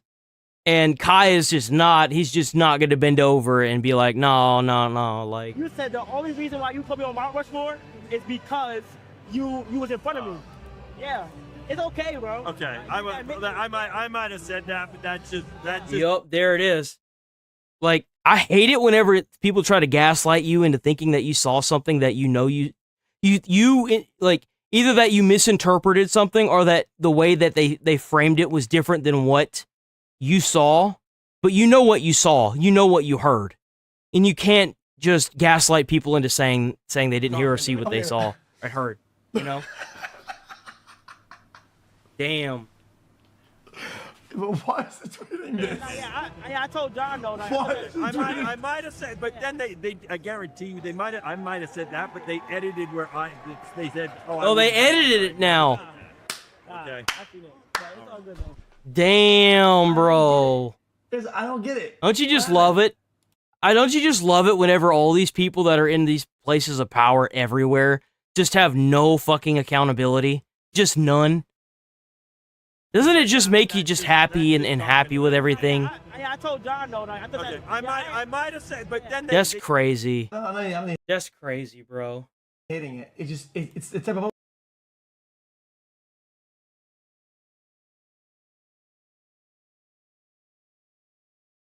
So the Golden Globes happened. I didn't even know the Golden Globes were still going on. I thought they were dead, bro. I ain't even gonna lie. Who shows up to this anymore? Golden Globes, the Temu version of the Oscars, which themselves are becoming so Is culturally that Macaulay Culkin? Holy crap, it is. relevant that they won't even be broadcast on network TV in a few years because they're moving on to YouTube. Damn, man, imagine being so obscure and unpopular that YouTube's the only platform that'll have you. Oh, wait. Anyway, the Globes have been part of Hollywood's annual collective circle jerk, better known as awards season, for more than 80 years now. There's only one pair of Golden Globes I care about. I know, though. right? Apart from being yet another venue for pampered... Oh, that was so fucking embarrassing. What a fucking schizo, this guy. I can't, it hurts my soul to think that this guy was the Hulk, man. Celebrities in $10,000 suits to get together over free champagne and pontificate about the failings and shortcomings of the unwashed masses that they never even have to deal with. They do at least serve a useful purpose as a barometer of the He talked about the stuff that's going on in Minneapolis, but he didn't want to talk about the stuff that was going on in Iran. I feel like anytime one of these people talks about what's going on in Minneapolis, the person that's asking them questions should immediately try to, like, catch them off guard by, like, being like, well, what do you think, how do you feel about what's going on in Iran? How do you feel about the genocide that's going on there? Industry, how it's feeling about itself, what it still values, and what kinds of projects it wants to uphold and push on the public. The slight problem here is that, well, nobody really gives a shit about them anymore. In fact, props to host Nikki Glazer for pointing that very fact out in her opening monologue. The Golden Globes, without a doubt the most important thing that's happening in the world right now. Ha! Fucking sick burn. That was harsh. God damn, you know she probably walked out on stage not realizing that she probably got like a contract and they probably like fucked her over in the contract and she didn't realize it until like last minute. Nikki. Anyway, for those of you who couldn't be bothered to actually watch them, which I'm guessing is just about all of you, Everyone. the big winner of the night was one battle after another, with 9 nominations and 4 wins. No big surprises there. If ever a movie was designed purely to scoop up awards rather than entertain its audience, it was that bloated, tedious, pretentious... I've never even heard of this movie. What is this movie even called? Slow piece of domestic terrorism propaganda that advocates every correct opinion it's possible to have in Hollywood, headed up by a pair of actors more desperate for validation than a female fitness influencer. Jeez. It was always going to get lavished with praise and awards because it represents everything Hollywood wishes for in the world today. Yeah, it was a completely embarrassing flop at the box office, rejected by a general public that's totally burned out. I love that these movies in these games keep getting awards and nobody watches them, nobody plays them. Like Astro Bot. Nobody played fucking Astro Bot when it came out, dude. It should have been Black Myth Wukong that won last year. Or not last year, but the year before that. Yet somehow Astro Bot won Game of the Year? Come on. Subject matter, but that was never the point, was it? It was a film made by and for Hollywoods. A nice little comfort blanket to clutch to their chests while the house burns down around them. Hope it was worth the $150 million price tag, lads. 150 mil? Dude, there's no way. The hit of the night was Sentimental Value with 8 nominations, a Norwegian family drama about a pair of sisters reconnecting with their estranged father later in life that I'm willing to bet almost nobody in America has even heard of, never mind bothered to watch. Never seen it. Don't get me wrong, it's always nice to see Stellan Skarsgård getting the recognition he deserves, and I know the Globes always tries to include more international cinema in its lineup, but holy fuck, this is hardly the kind of movie that's going to capture the cultural zeitgeist or fire the passions of audiences everywhere. That's so One of the big That's so fucking weird. Surprises of the night for me though was Sinners. It got 7 nominations but only brought home 2, and one of those was for cinematic or box office achievement, basically an award for making lots of money, something I'm still scratching my head over. Really? Honestly, considering Ryan Coogler's a bit of a darling of the industry at this point and the film tackles a lot of stuff that Hollywood pretends to care about, I'd have expected a lot more from it. Oh well. It was nice to see K-pop Demon Hunters getting some recognition though, winning Best... Apparently K-pop Demon Hunter was really good. That's what I've heard. I've heard that it's good. Animated feature and Best... I heard that from grown men that have went to it, like YouTubers and stuff, so I don't know why they're watching it, but they did. original song. Well done, my little soda pops. I knew you could do it. You ever see something so bizarre that you have to do a double take just to make sure you're not hallucinating? I do, because most of the time, I am. Turns out drinking toilet duck really isn't good for you. But in this case, I wasn't hallucinating. They really did nominate Bella Ramsey for Best Actress in a TV series for her work in The Last of Us. Really? Who in their right minds looked at this and thought, yeah, that's an award-winning performance right there. I'm gonna be a dad. Either that or it was the biggest shitpost of all time. Probably my favourite moment of the night though was Ricky Gervais winning Best Stand-Up Comedy, a guy who made it his mission to shit on the Golden Globes and the entire Hollywood establishment in one of the most brutally... Have you noticed how all these actors that grew up in Hollywood, they're all like brutalizing Hollywood now? Now that all these like allegations and stuff have like come out like with rampant fire and stuff? Like, all the allegations of like, sexual misconduct and all that stuff. And now the OGs of Hollywood are starting to take fat shits on it. Than diatribes ever recorded on screen. And yeah, I know it's been replayed like 1 billion times, but fuck it, it's so good that it bears repeating. Well, you say you're woke, but the companies you work for, I mean, unbelievable. Apple, Amazon, Disney. If ISIS started a streaming service, you'd call your agent, wouldn't you? You're in no position to lecture the public about anything. You know nothing about the real world. Right? Accept your little award, thank your agent and your God, and fuck off. Okay? Boy, that escalated quickly. I mean, really, he was up against the likes of Sarah Silverman, Kumail Nanjiani, and Bill Maher. Not exactly laugh factories. What's awesome, though, is that Wanda Sykes, of all people, had to collect the award for him. You know there's some people pissed off that a queer black woman is up here doing the job of 2 mediocre white guys. Oh, right. We're still doing this, are we? Damn, I feel like I've been teleported back to 5 years ago when stuff like this was still popular. Here's a fun little game you can play at home, boys and girls. Bring up any random interview with Wanda Sykes and take a shot every time she mentions her race, gender, or sexuality. I can guarantee you'll be blackout drunk within a matter of minutes. Right. What did we really expect from all this, though? I mean, no Hollywood awards show would be complete without the obligatory grandstanding and partisan political lectures, most of them coming courtesy of nobody's favourite actor, Mark I pretend to support popular thing, Ruffalo, who was just so stricken with grief about the recent events in Minneapolis that he could barely even bring himself to enjoy the lavish showbiz party that had been laid on for him. Bullshit! I mean, he still showed up in his tailor-made tuxedo though, didn't he? I gotta be honest with you. I love hearing from these people that'll never have to work a 9 to 5, that'll never have to struggle with rent, that'll never have to worry about being surrounded by illegal immigrants taking up places around you and causing gang violence and shutting stores down from stealing stuff in the stores and genuinely never have to worry about, being the majority of the population in America. I love hearing their takes on how we should be living. I'm not feeling so great. You're not looking too good either, Mark. What are you, like 70 or something?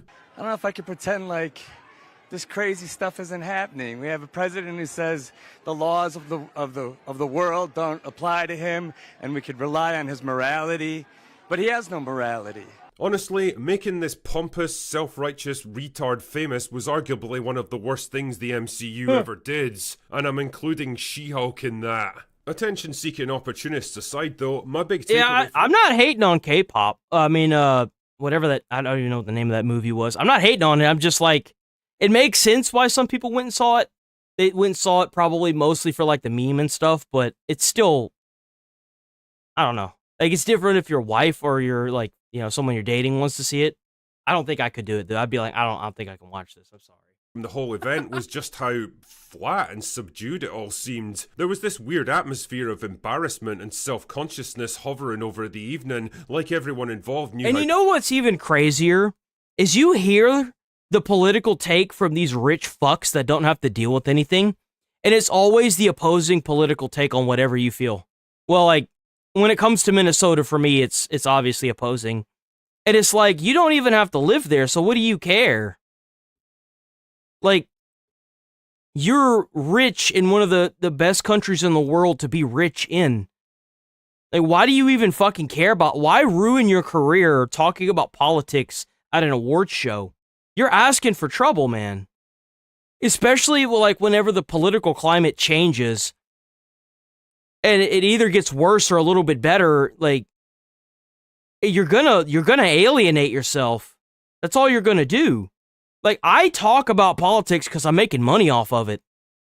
Don't talk about it if you don't have to. You're setting yourself up for failure. Even if you feel a type of way towards something like politics and you made all of your money on movies, stay the fuck out of politics, man. Leave that shit at home. Pointless and irrelevant. Don't ever bring politics up at a job. That's the first thing they tell you when you get hired. Don't bring politics up at a job. You will fucking alienate a lot of people around you and you may not even realize it. Was. They knew they were presiding over an industry in decline, presenting meaningless awards for films and shows that most people don't even care about. And to be honest, they probably should feel embarrassed about themselves, because Ricky Gervais was right all those years ago. You're in no position to lecture the public about anything. Yep. You know nothing about the real world. Come up, accept your little award, thank your agent and your God, and fuck off. Okay? There you go. Anyway, that's right. That's all I've got for today. Go away now. It's just such a joke, man. It really is. So disgusting.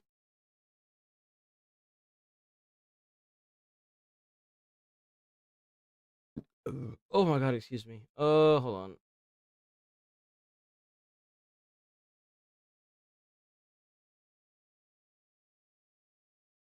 But that's right, fucking Hollywood. Ah, no.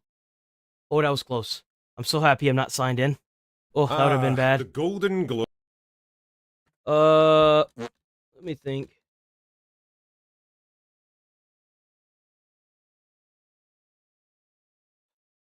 I don't want to just take that. Let me see if any Fox News has anything else. Hold on.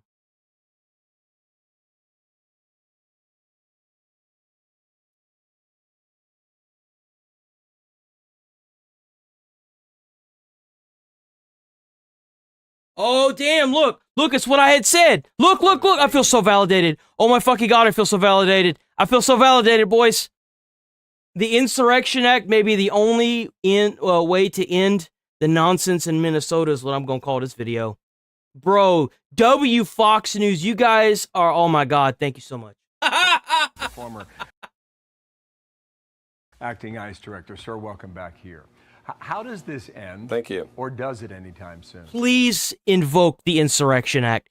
Please do it. Put these fuckers in jail, please. Trump, if you're ever going to do anything that will even make me slightly like you, please invoke the Insurrection Act. You've already cut fundings off to these sanctuary cities. Please invoke the Insurrection Act. Please, for the love of God and everything that is American, please come down hard on these people. It seems like what President Trump posted today about invoking the Insurrection Act. Oh, he posted something. Oh! The way this is going, and that's the way it will end. And just to invoke the Insurrection Act, he just has to make a determination that is impractical to enforce federal law. Dude, look at that car. Look what they're doing to people's property. That's somebody's livelihood that they destroyed. Like, you're going around destroying random vehicles? Like, what are you doing? You know how long it takes to get a car? Bro. Because of the obstructionist activities. And I think that's apparent just by the reporting you just had. And you have people like Tim Walz, the irony of him saying they don't want chaos when he is seemingly doing everything he can to sow chaos, to cause division, to encourage people to subvert ICE in their mission. It's really shameful, but I think we're going down the road of the Insurrection Act because Governor Walz is not going to step up to his responsibility. And Governor Walz has been mostly silent. I think he's trying to get his ordeals in order behind the scenes because he knows he's about to go to jail. I guarantee you that's what's going on. His streets his safe affairs in so order. ICE can do their job. And remember, ICE is enacting the laws passed by Congress are not enforcing them. They are doing something inherently democratic, and Tim Walz and Jacob Fry and others are trying to prevent that. So it seems like only one road to go at this point for President Trump, and I think he's onto this, that we need this to stop, and immigration enforcement is going to continue. What the fuck is that? Governor Walz yesterday. What the fuck is that? What is that? Immigration enforcement, and I think he's on to prevent that. So it seems like only one road to go at this point for President Trump, and I think he's onto this, that we need this to stop. Are they destroying federal cars too? They're like those like ICE vehicles? That's crazy. Is going to continue. Governor Walz yesterday gave this address. He's certainly not looking for a climb down. The federal government is raining down upon our communities. 2,000 to 3,000 armed agents of the federal government have been deployed to Minnesota. Why don't you talk about that, about police? You know, police are always armed, right? I don't see you talking about how the police officers are a problem for your fucking communities. Oh, wait. You did. Armed, masked, undertrained ICE agents are going door to door. Carry your phone with you. We already discussed the training that the ICE agents go through in a prior stream. I don't think I have to redo that, but I guess I will. They go through I think it was like, what is it, 4 to 8 weeks or 7 weeks of training, something like that. They go through an entire crash course. It's no different than becoming a firefighter or like an Army service member. Though, I think you get fast-tracked even more if you already were like a veteran or something like that, like already part of the military. And if you see these ICE agents in your neighborhood... You also get like fire, and you get live fire training, and you also get diffusion training as well. But it's kind of hard to diffuse a conversation when you're getting run over by a car. Last time I checked, the car doesn't have a voice or, you know, the ability to talk. But I mean, I don't know. I mean, that's the one thing on the internet that I haven't heard that, you know, I'm surprised I haven't heard is, like, you know, why didn't he try to discuss with the car that is trying to run him over? Why the car's doing it? Help us create a database of the atrocities against Minnesotans.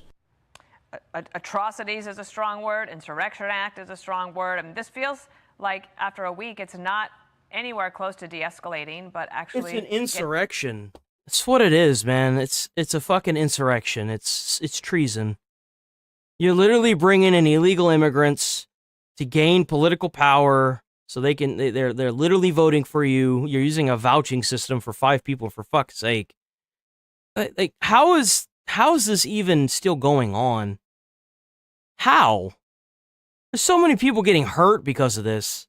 Seriously, man. Yeah, it almost seems like they want to have another George Floyd 2020 summer. But you know what he doesn't mention is the people that ICE has been removing, sex offenders, violent criminals. ICE has been taking them off of Minnesota streets, and these are people that Minnesota would not turn over to ICE. They'd rather put them out in the community.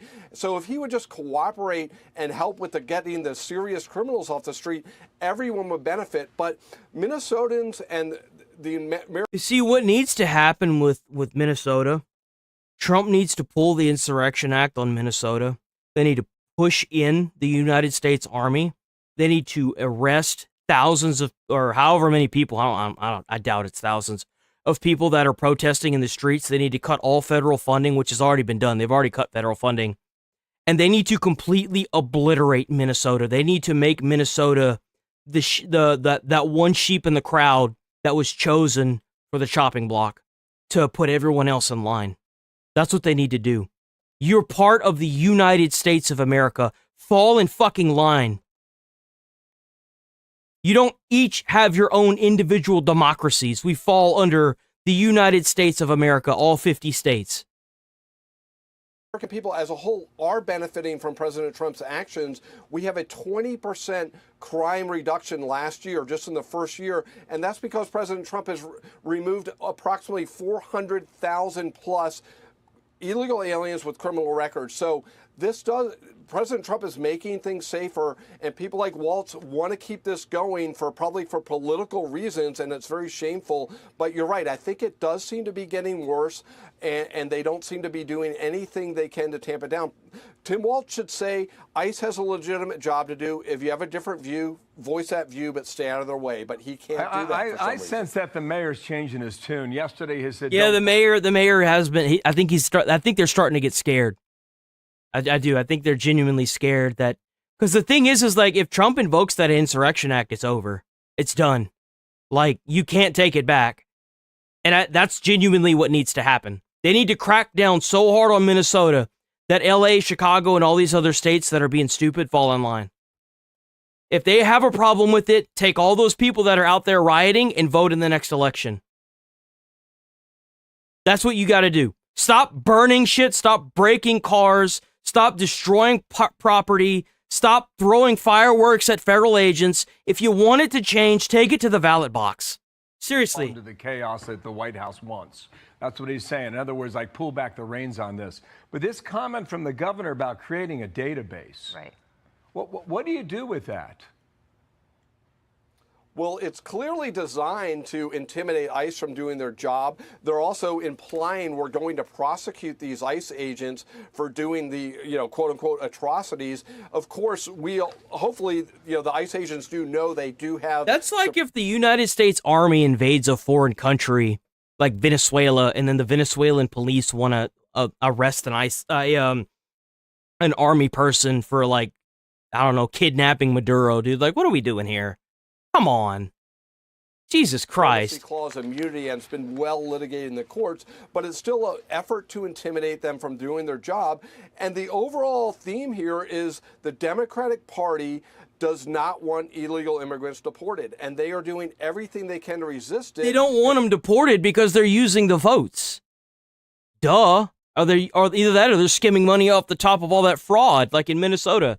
Partially, it's gotten so crazy because President Trump has been so successful in this year by deporting criminals and making the community safer. But it really is shameful. I do agree, Jacob Fry did make some comments that seem more accommodating, but he also claims they're supportive of deporting criminals, which in fact their policies are the exact opposite of. But I don't think the people who are protesting are listening to the mayor or the governor. They're listening to ICE Watch. And they don't really care, dude. They're out there. A lot of those people are out there just to loot. Guarantee you, they're out there just to cause chaos. They don't care about anything. Hell, I would have been out there if I was living in Minnesota. I'd be looting shit. I don't give a fuck. I'd be looting shit and selling it on like I don't know, Craigslist or something. And to these viral clips. Or what was the other one? eBay. We've seen in the recent past. John, thank you. Thank you. Hey everyone, I'm Emily Campagno. Catch me That's and my crazy, bro. That's crazy. That's actually crazy. Bro, would it be a crazy day if he actually invoked the Insurrection Act? Bro, I would love to see that. I would be jumping, bro. I'd be jumping for joy. I'm not even kidding. Not even kidding.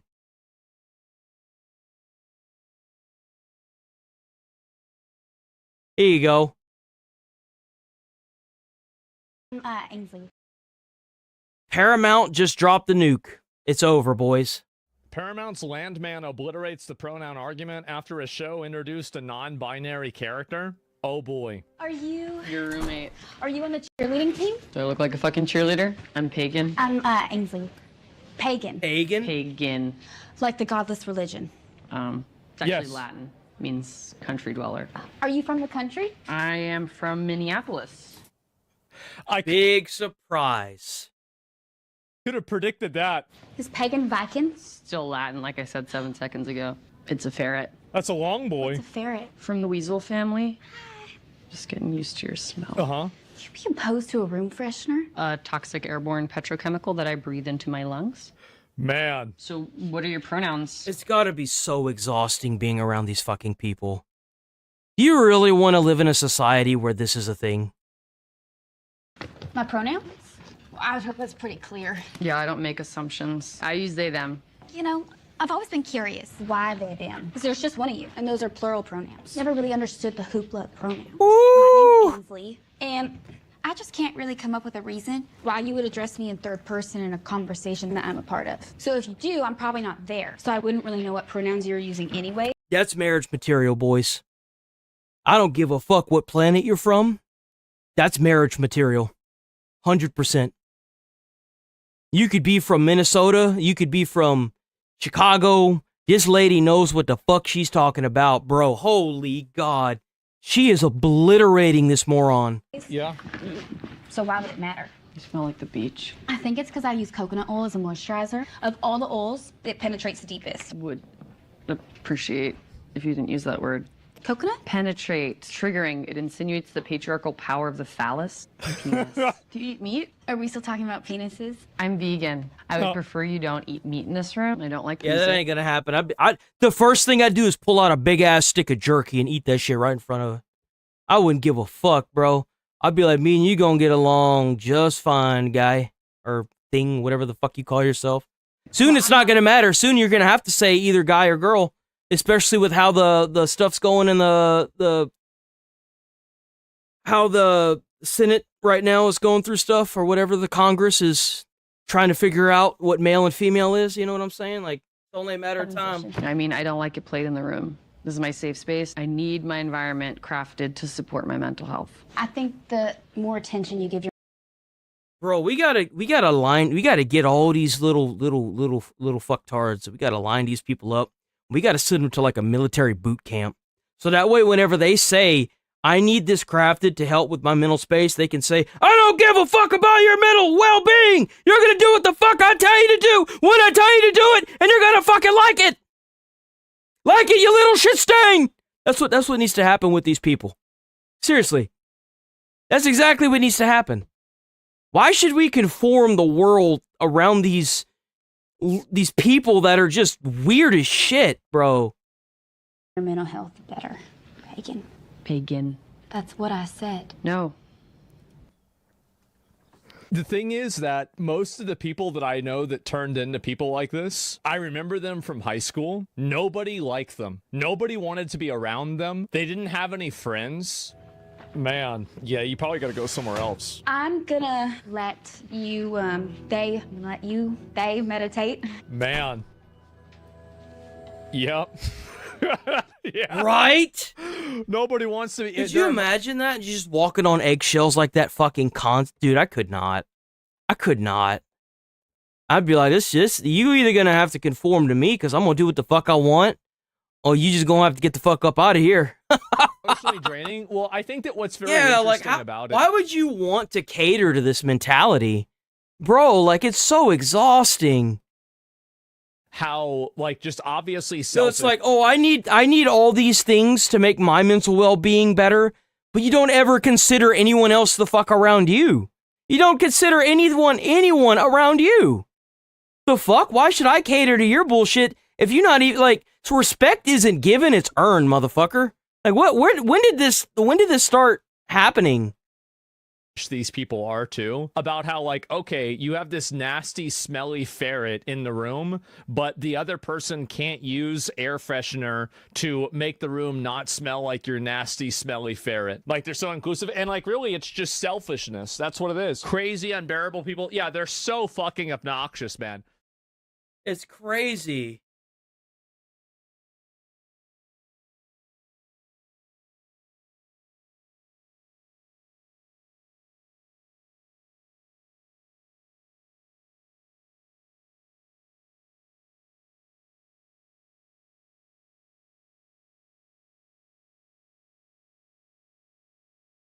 What is those, like, woo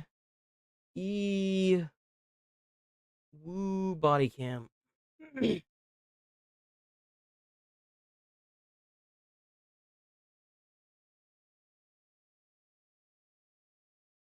Midwest safety.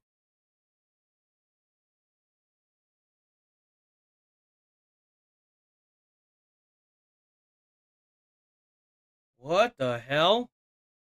Landlord from hell stabs 6-year-old boy? What the fuck? Okay, we gonna watch this and then we probably gonna roll up out of here after this. I was trying to stab the baby. Attention all South units, 33 traffic. 9 North 56 and 23 Plainfield. Yo, W Midwest Safety, please check out Midwest Safety. Hell yeah, Midwest Safety. Oh, you know this is gonna be a rough video for him to cover. He does not even saying anything at the start. Police!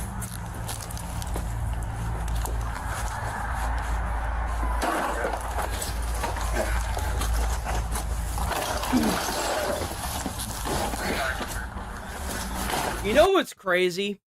Whenever I did my firefighter training, they said that this is the last thing you want to do. They showed us the mule kick method. It's where you put your back to the door and you break it down like that. Which I would imagine if you're a firefighter trying to go into a building, it would work out better if you didn't do that. If you were a police officer in the instance that someone could shoot through the door, you know? So, but I've heard stories of firefighters messing their knees up doing this. Like one firefighter even broke their knee, like upwards doing that. Someone's in.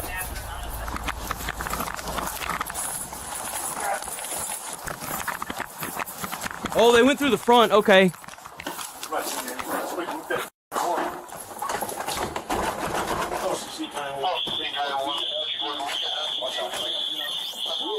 Hey. Where do you want to go? What kind of sheriff police? If you're in here, come on out now. What kind of sheriff police? Wait, what was that? What did that say? What kind of sheriff police? Unresponsive 6-year-old. Jesus fuck, bro. Back door's open. Rigo. Yeah. Rigo. Down there. Got one? Oh my god. Yeah. Hold on to 52. We got one child with Hold on. Holy laceration to the chest. Who's here? Come on. Oh, damn, dude, she's fucked up. Go that way. Go that way. Now. Over here. Ma'am, I need you out. This way. You got her? We have him. I'm going back. Stay on him. He'll finish the job. Bro, there ain't no way you didn't hear that child getting stabbed in there. You was in the bathroom and you didn't hear that child getting stabbed. You know that child was screaming bloody fucking murder.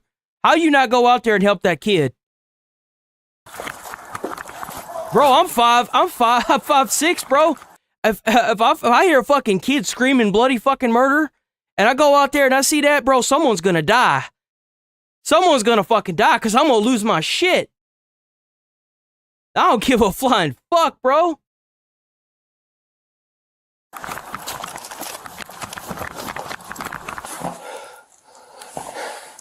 Sheriff's Department!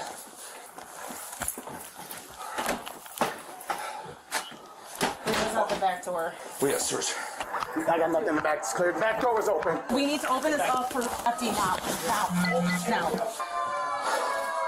Oh, there's the fire truck. Help me open this door. Bro, they better get that kid locked and loaded, like, quick. Hey, I got someone in the back!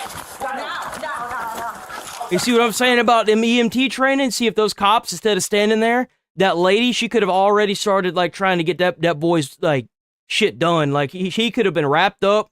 He could have been, like, you know, done. Every second counts when it comes to saving someone's life, bro. They're in back. They have a baby. Can you come this way? Is there only one child? Yeah. Okay, let's come on out. Yeah. You guys got the baby? I got someone out back. Yeah. Sir. One back. That's him. You got gloves? Yeah, I got gloves. Put your gloves on. Can you talk? Yes. Tell me what happened. Okay.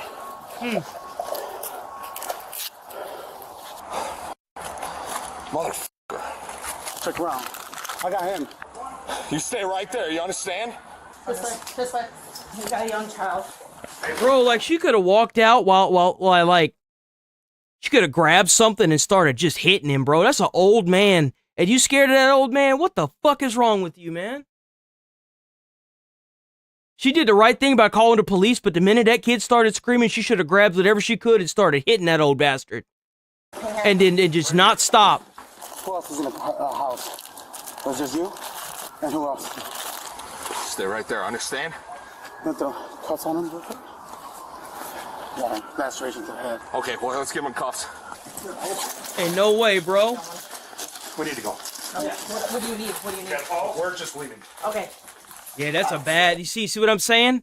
See what I'm saying? They may not be able to take that kid, but those police officers that are standing there, if they were EMT trained and they were forced to bring in a bag at a shooting or something like this, every time they showed up to, like, what could be essentially like a shooting, she could have already ran out to the car, got her stuff that she needed, come back in and started trying to put this boy back together. There's no reason why these police officers don't have that shit on them. There's no reason why they ain't EMT trained. You could save so many people's lives if you were EMT trained as a police officer. It's not even funny, dude. Stay right there. Are you the landlord? Because those extra seconds, those extra, like, what feels like forever when you're waiting on the fire department to show up, dude, that shit counts. Every second counts. The landlord? Yeah, he's a landlord. He could have been wrapped up and ready to go. He could have been already, like, could have stopped the bleeding, could have administered something to help him clot, like anything. Anything.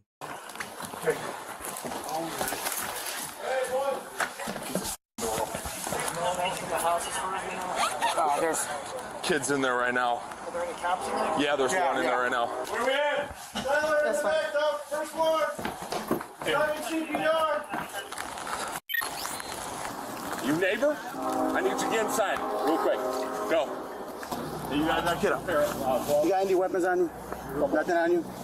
I'm moving them, all right? What do you do with the weapon? Hang on. Leave him there. Hang on, I'll help you. Hang on.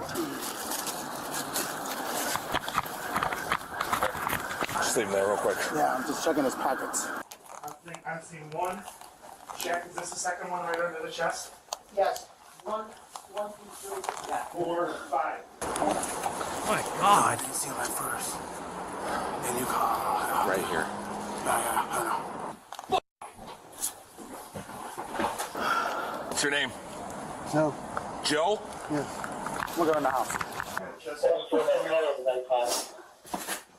We got that on the outside. Bro, that's crazy.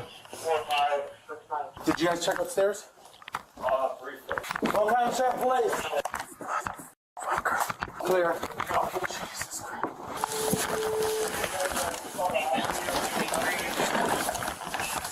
That's permanent 6-year-old. 6-year-old male, step 5 times from the front. Here, I got you. What you got? Bring out this. Does anybody know how long the knife was? Still with the kid? It was when I got to him. We have the knife. It's with the kid. Looked like it was a kitchen knife about 6 to 8 inches. It is 43. Let me go check on Vic. Man, that kind of reminds me. I remember it was my first week. It was my first week working at the fire department, right? So check this out. Clear. You see how he dropped the bag? Here, I got you. You see he dropped the bag right there? So we had just done a call, right? And then the paramedic showed up, right?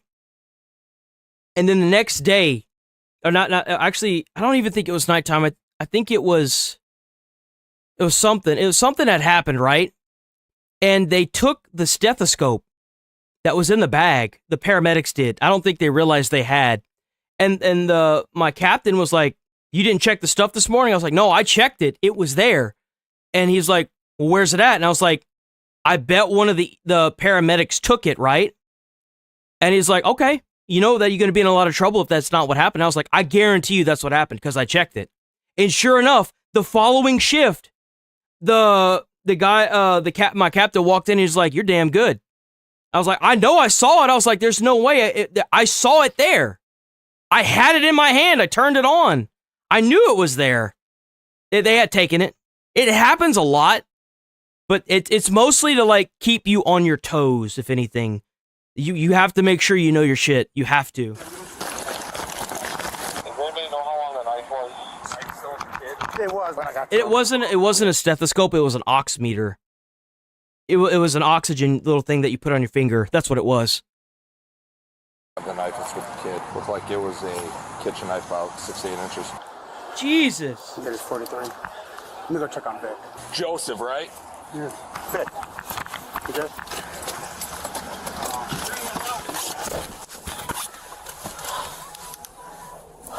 What's your last name? C-Z-U. You got to speak up. What is it? C-Z-U. C-Z-U. B-A. Yeah. No. You stay right there.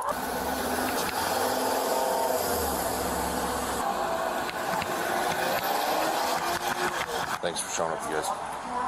I got his 43. They're pulling up another ambulance for him. You got those pocket knives that were there? I didn't want to touch them for CSI. There was a neighbor, right? Yeah. Let me go talk to her. I just had her go back Yeah, inside. someone must have heard or seen something, right? Sir, other than the cut on your head, you hurt anywhere else? He need to be. They need to bring that motherfucker in the back of an ambulance and have the police officer stand outside by the fireman, beat the fuck out of him in that ambulance. That's what needs to happen to him. They need to beat the fuck out of him. Yeah, that's okay. That's the least of your worries right now. Let's talk to the neighbors. Shit, man, a little bit of laceration on his hands, the least of his problems. They talk to Ooh, man, if this had been like 10 years ago, that motherfucker probably wouldn't have lived through this incident. Mary. Yeah, I don't know how he got all them bruises, man. It's almost like he was beat to death, but I swear he fell down the embankment. I don't know what happened. That's at work right now, but she might be coming here soon because the neighbors told Mary that something's going on and Joe is on the floor bleeding. You know if he stabbed anywhere else? You don't know? Yeah, I think he might have a laceration on his face here. I can't tell. Anything else hurt you? Take in a deep breath. Nothing hurts? How old are you, sir? All right. Come around this way here. Was holy shit, was he not the one that did it? Who did it? I don't know who did it. I find it hard. Like, how did this 72-year-old man, it takes a lot of strength to, stab somebody. I don't think you understand, like, it takes a lot of strength to stab somebody. It takes a lot of stamina, too. 1, 2, 3. Okay. I'm going to turn around. I'm going to walk right over this cot over here, okay? I did a quick little feel around. Ready? Lift your legs up.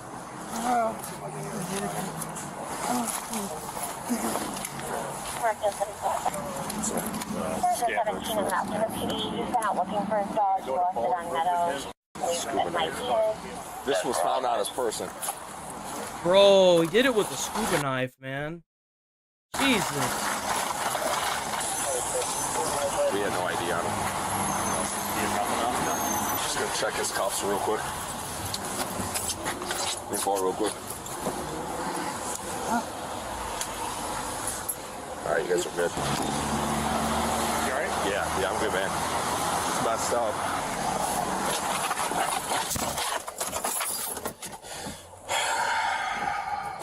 Officials immediately questioned the mother, who said she and her son had lived on the first floor of the house for 2 years. She had just celebrated his 6th birthday a week earlier. Their landlord, Joseph Chuba, and his wife Mary lived upstairs, though they shared the kitchen and living room space. Although she described Joseph as angry and abusive toward his wife, she said they occasionally helped each other when needed. She even recalled him greeting her once in Arabic, saying, "Assalamu alaikum," or hello, seemingly out of respect. But in the days after the then-recent Hamas attack in Israel, his behavior toward her Muslim faith changed. She claimed that 4 days after the attack on the other side of the planet, he told her he was afraid of her and hated Muslims for killing people. When she advised that they pray for peace, he told her to contact her realtor and move out. 3 days later, Joseph knocked on her door as he had in the past when he needed help. This time, he suddenly forced his way in and confronted her about her inaction with the ongoing war. When she informed him she prayed for peace, he called her the devil and proceeded to punch and stab her, allegedly attempting to break her teeth. She was stabbed more than a dozen times, causing vision loss. Holy shit.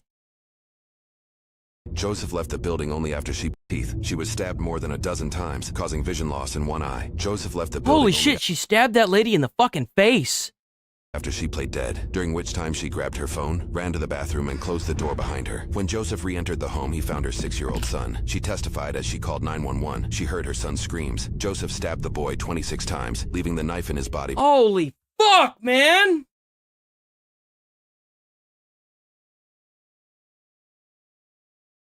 Jesus!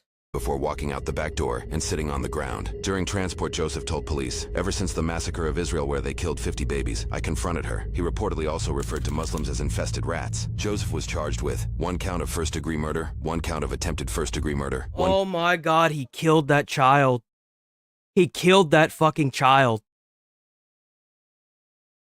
Count of aggravated battery with a deadly weapon, and 2 counts of hate crimes, 1 against Muslims and 1 against those with Palestinian descent. He pled not guilty to all counts. The boy's father shared his son, loved everything. He loved everybody. He loved his toys. He loved basketball, soccer. He loved to color. He loved to swing around. He loved his parents. He loved his family and his friends. He loved life. The jury deliberated for less than 90 minutes before finding Joseph guilty on all counts. Well over a year after the incident, he was sentenced to 53 years in prison. On July 24, 2025, less than 3 months after his sentencing, Joseph passed away. While his cause of death is not known, reports indicate stage 4 cancer. Son of a bitch is lucky he lasted as long as he did in that fucking prison, man.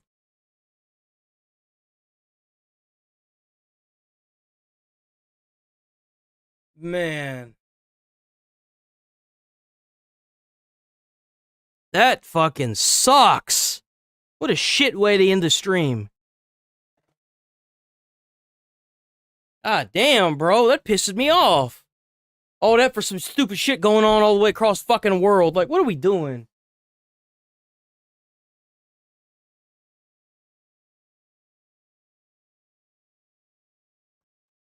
Man, I gotta get up out of here. I got a lot of shit I gotta do, man. We'll be back on tomorrow. Tomorrow's already Friday. I can't believe tomorrow's already Friday, man. That's crazy that it's already Friday. I blinked and this damn week just went by, bro. All right, well, I'll be back on tomorrow bright and early. Thanks for watching. Thanks for sticking around. Stay safe out there. Try to put a smile on someone's face. You might change their whole day or their whole life. You never know. And I'll see you boys next time. Peace. For the fakeness, if you wanna play tough and wanna hate this, I'll always show up. I don't ever slow up. No, I don't take shit. Hold on.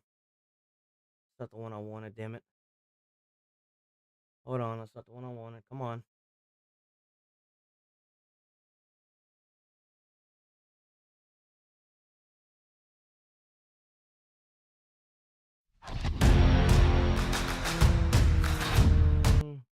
Yeah, we'll do that one again, whatever. Peace! Let's go. I wake up to a little bit of drool on my pillow, feel like it's gonna be a bad day. Yeah, I'm tired of shit, and the coffee ain't hit yet, damn, ain't that great. I don't wanna go to work, cause my boss is a jerk, and I'm not even that paid. I need a change in my life, cause I don't feel alive, and there's nothing that makes me happy. Hold my beer for a minute, I'm about to quit my job, cash in for a ticket. I'm going on a trip, and I don't plan to visit, I'm gonna stay there